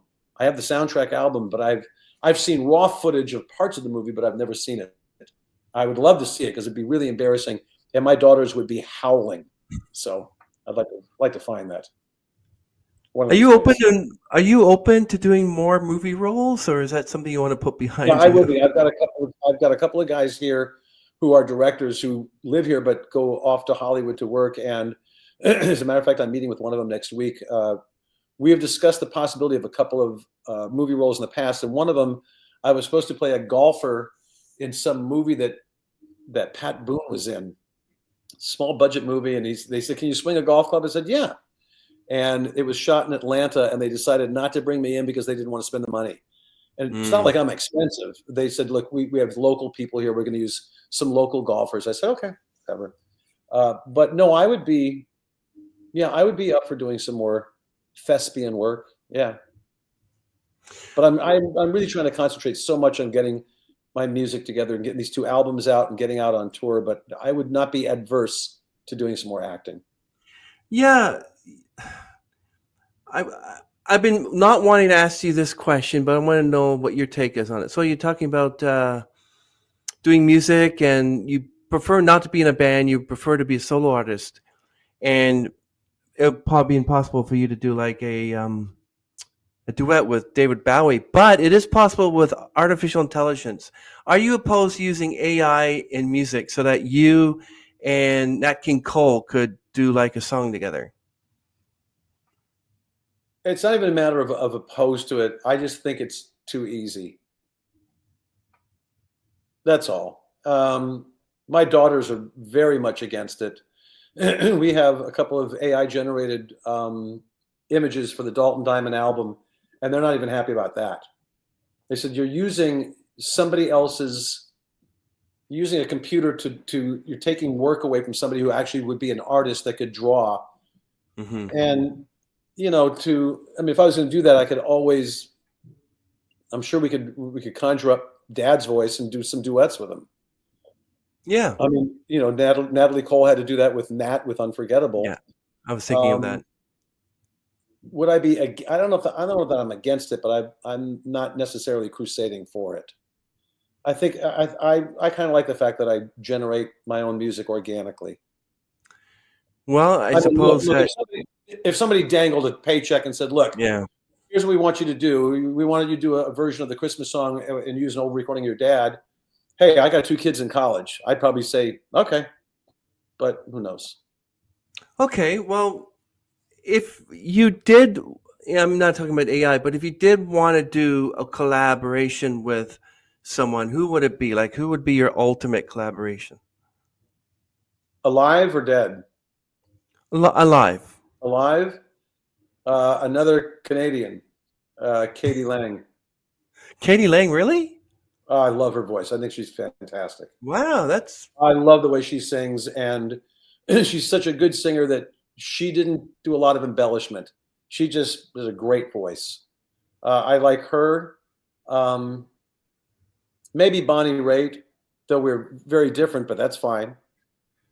Um, I'd have to think about it. There'd be a few people. I mean, of males, I'm sure there are some songs that males. I mean, I think Daryl Hall is a phenomenal singer of Hall and Oates. Great singer. Um, but that's my opinion. So, of the females I could think of, yeah, I think Katie Lang would be right up there. I think she's just great. But that's me. well. I'm a tenor myself, so my ultimate would be Josh Groban, and if I had to sing with a lady, it would be either maybe Taylor Swift, but maybe more like Britney Spears, Christina Aguilera, maybe Lady Gaga. Just choose a song. Let's do one of hers or something. I wouldn't Well, mind it at all. you can do a lot worse than Lady Gaga because she's a really good singer. She is. She's Yeah, she's really a good. really good singer. That would be a great collaboration. um, Josh Groban's voice and mine, I think, would be very different. Um, he's got a great voice. It's a very present voice. And I don't know if a duet with him would work with my voice. I have no idea. Who knows? You get in the studio and you find out. Well, I don't know. You put Elton John, Britney Spears together to do a song called "Hold Me Closer," but I don't think that. I think there are duets that don't belong. Like, for instance, I know you're gonna hate me, "Don't Hit Me," but I did not like the little drummer boy, Bing Crosby and David Bowie. Everyone else likes it, but I didn't like it. Well, it was kind of strange. Yeah, I mean, their voices are so different. Bing is singing, "Oh, da, da, da, da, da," and then David Bowie with a very, very English accent, and yeah. it was odd. It worked. People liked it. Yeah, some work and some don't. Again, because I play all these songs on the radio. I hear lots of duets. Drew and Ellie Holcomb and Gillian Welch and David Rawlings, all these different Americana artists. And some of them are interesting. Some of them are okay. To me, it's more about the song. I think that was the same thing with my dad. It has to start with the song. If you love the song, you can get almost anybody to do a great duet of it. If the song's That's boring, true. it's not going to matter who sings it. Well, that's true. And check this out. We have 4 more questions here, Steve. So we'll have to Oh keep. my God! All right. But thank you so much for Oh, your good. patience here. Good. I want to ask you. So, are there any behind the scenes stories from your time hosting TV programs like Cinema Attractions and Video 22? Got anything juicy to tell us? Um, the interesting thing about Cinema Attractions was just stupid. That was a paycheck. It wasn't even a movie review show. It was a movie promo show. I mean, basically, would say, and coming out this week, Arnold Schwarzenegger in Predator 2. Catch it movie. Well, what do you think, Bob? Oh, I don't. Yeah, that was a paycheck. So you're the Video, movie phone guy too? yeah, kind of. So Video 22 was kind of fun because Video 22 was the MTV for people that didn't have cable. It was in Los Angeles. So if you didn't have cable yet, and a lot of people didn't yet, you could still get on a UHF station a music video show. And we actually had legitimate guest artists came into the studio that I interviewed. The guys in Spinal Tap, Hmm. Fishbone, Red Hot Chili Peppers before they were huge. Got a lot of people. An English artist who I like a lot named Nick Kershaw. Hmm. God, a lot of artists. A lot of artists. Uh, what was her name? The song singing in sunshine. Oh yeah, don't it feel good? Dun dun dun dun dun dun dun dun dun dun. Dun. That was a one-hit wonder. She was a nice gal. So that was kind of cool to do that and meet those people and still have a paycheck. Any really good stories from? Not that we're going to tell here. No, no. There was just stuff. Let's just say different relationships at the time. That's all. Yeah, it must have been fun and great to be performing the Christmas song with your daughters. Can you Oh tell yeah. us anything about the holiday concert for kids from 1 to 92? What was that all about? That is the concert we've been doing for the last 5 years, and I think we're going to change the name next year because we found out that there were some people that didn't come to the show because they thought it was for kids. Really? They said, yeah, they thought it was just for Really? kids. I said, that lyric's pretty well known. But in any event, Wow. uh, we wanted to do a holiday show here, and obviously with Dad having written the Christmas song and my being his son, Hmm. and we have this band Steam here, this 10-piece cover band.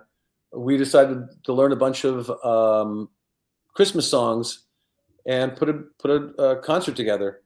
And it's not. I don't think it was necessarily by design, but I don't cater to doing religious Christmas songs. But that's just me. Oh. Hmm. A lot of people love them, and I get it. For me to sing Silent Night, Holy Night is a little disingenuous because I'm fairly, I'm not anti-religion. I don't practice any. And there are plenty of Christmas songs that you can do. Sleigh Ride, the Christmas song, Please Come Home for Christmas. There are Hmm. tons of Christmas songs. We do a couple that are somewhat religious, but like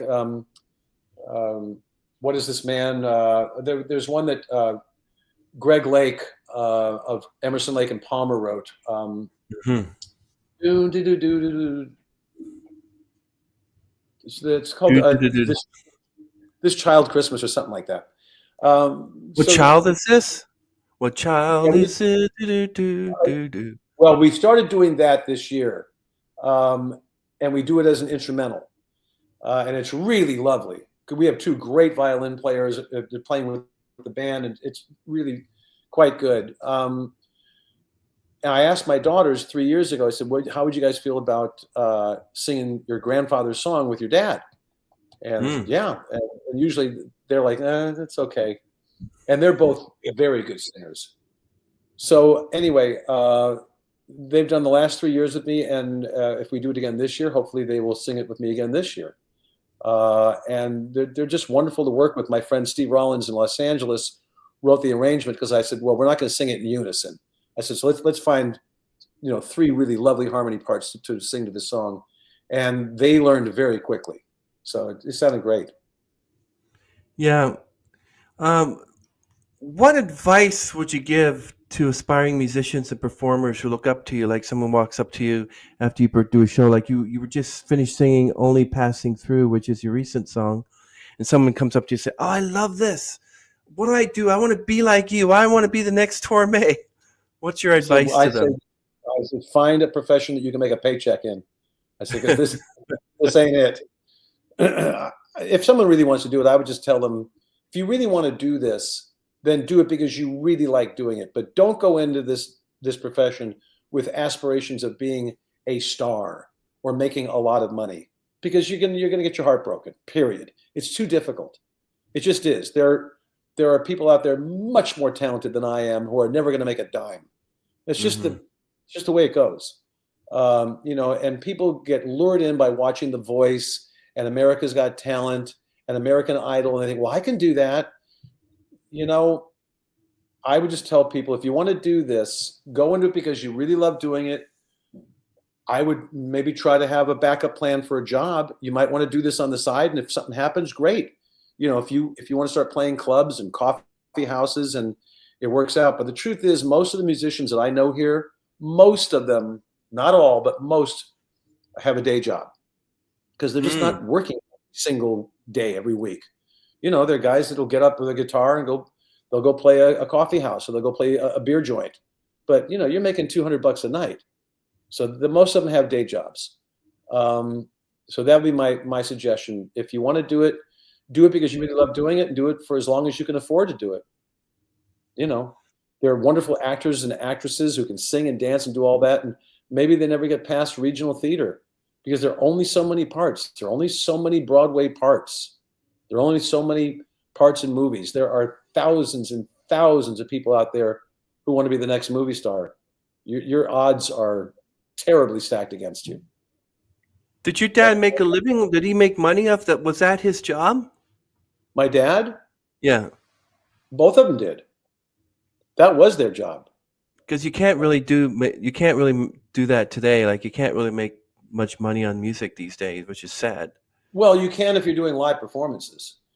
I mean, you could make, I don't think you make the same kind of money off albums that you did as a performer before, but as a writer, you can. As a writer, you can still make good money. And if you're out there performing and doing shows, I mean, look, from Taylor Swift to the Eagles to the Doobie Brothers to tons of people I can name, they're out there doing concert tours. They're making a mint.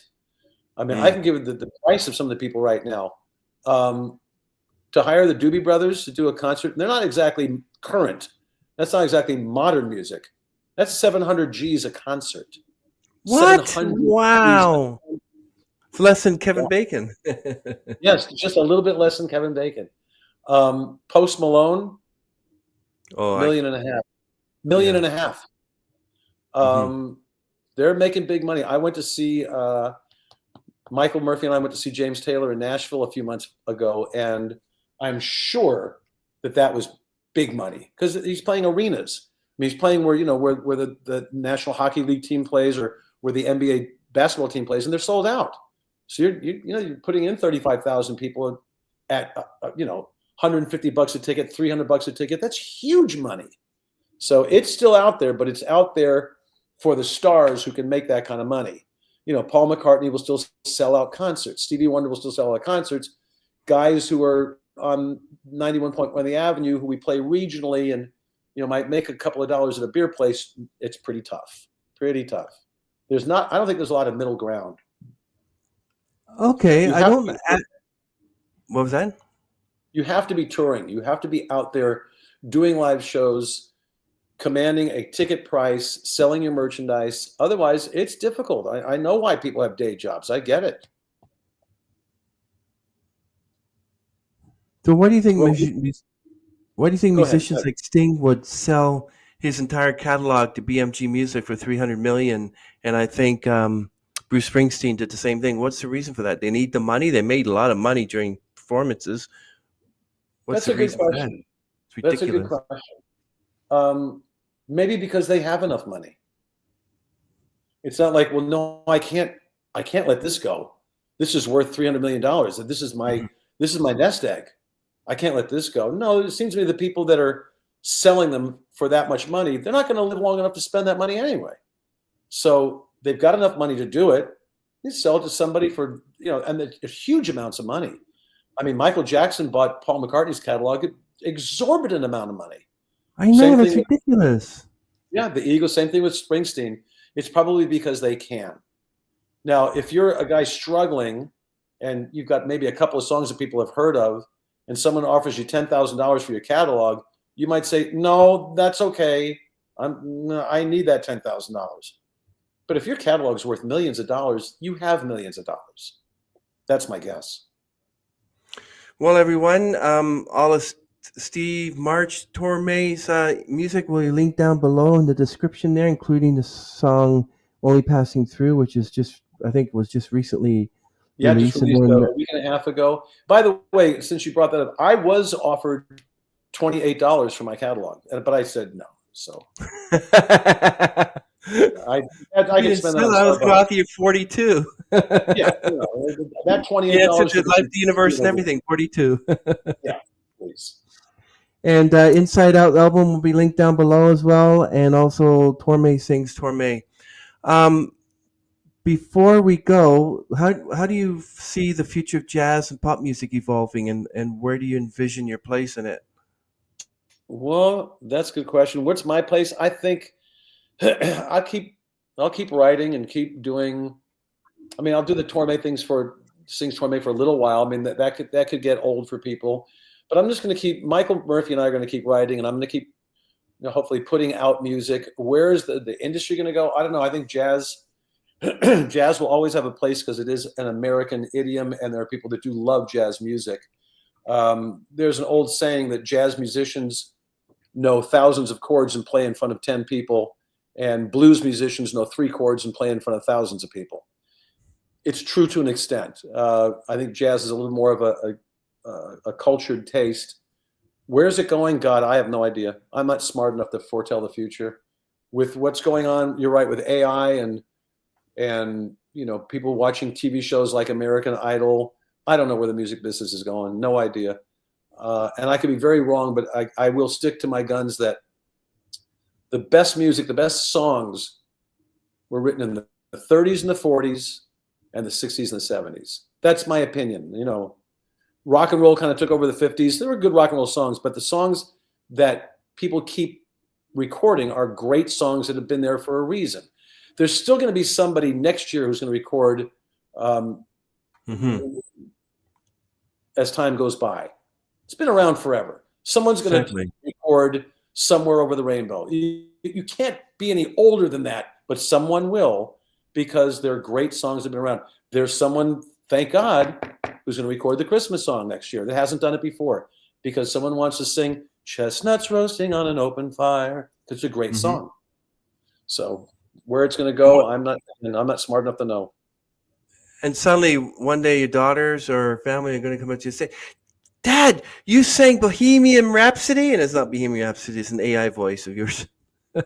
Oh yeah, bound to happen. Bound to happen. Well, what an incredible journey we've had today. Multi-talented Steve March Tormé, his rich That's nice. musical heritage and diverse influences, your captivating performances and heartfelt stories. You've truly given us a glimpse of the life of an extraordinary artist. Well, you're very And kind. That's nice of you. and we wrap up. Let's remember passion, dedication that drive your music and the legacy you continue to build. And whether you're gracing the stage, recording in the studio, connecting with listeners on your radio show, everyone, Steve March Tormé embodies the spirit of creativity and resilience. So thank you, Steve, for sharing Thank your you. remarkable. I know it's on the screen, but have them go to my website, stevemarchtorme.com, Mhm. and they can also find me on Facebook and Spotify, and Instagram. So thanks for doing that for me. I appreciate it. Yeah, are you on Bandcamp as well? Am I on Bandcamp? I don't think so. I don't think so. I'm going to ask Michael. I might be, but I don't think so. Who knows? Any Probably last should. words? Any last words, Any last Steve? words? Last words. Well, like we said in the song, folks, we don't know what's going to happen from day to day. So literally, and it'll calm you down. Take life one beat at a time. Yeah, and if you were here in Toronto, you look outside, it's coming down. The snow's been coming down for the last 4 or 5 hours. Oh my goodness. Oh Definitely boy. not going out in this. Well, Oh thank boy. you, Steve. Really appreciate this. Okay, everyone, I'm going to end the stream. Just wait right there, Steve. Want to talk to you Thank for one you. bit. Okay, everyone. Appreciate it. And stay See warm, ya. my friend. You Okay. too.